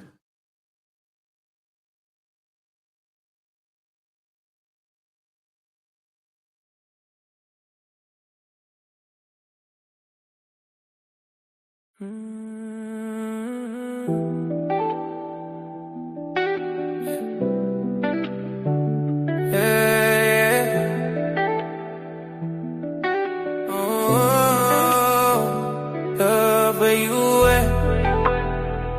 Where my people at? pack where you at, where my people at. I need you to help me on this mission. Yeah. This is for my brothers trapped in religion. Open up your eyes, break out of the prison. This is for my brothers trapped in religion. Sa.neter be the truth, you know he's on a mission. It's sad to see my brothers all so lost. It's sad to see you believe in things that's false. It's sad to see you believe in Jesus, or your logic breaks apart in 1,000 pieces. Oh, God killer, not gonna let that slide. You drowning in a myth, you had nowhere to hide. The HOK is the toughest environment. While we trade blind faith for mental empowerment. I believe in scriptures for your mind, this is the key. It's time to unlearn everything you believe. The house of consciousness, start looking within. That's where the real liberation begins. Oh, this is for my brothers trapped in religion. Open up your eyes, break out of that prison.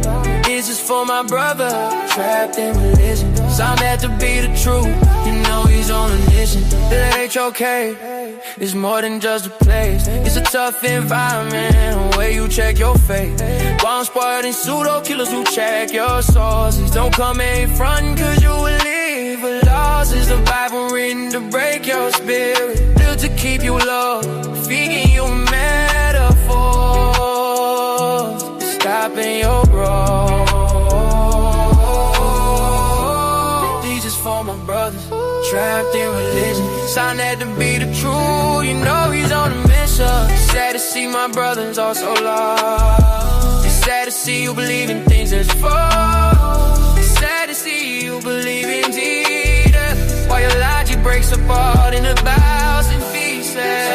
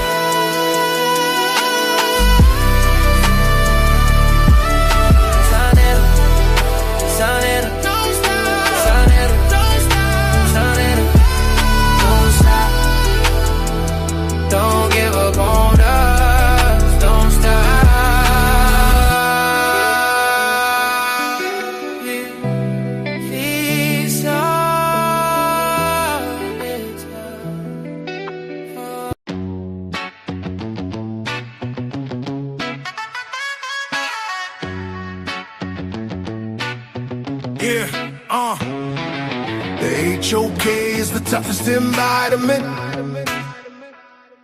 Enter at your own risk, it's the toughest environment. The HOK is the toughest environment. Yeah, stay strong, don't cry. It's the toughest environment. Yeah. No handouts here, you have to earn your respect.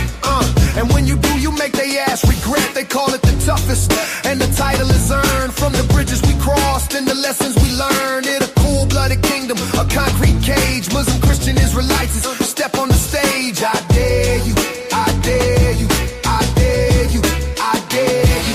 In a cold-blooded kingdom, sa.neter created. HOK, where you can't fake it.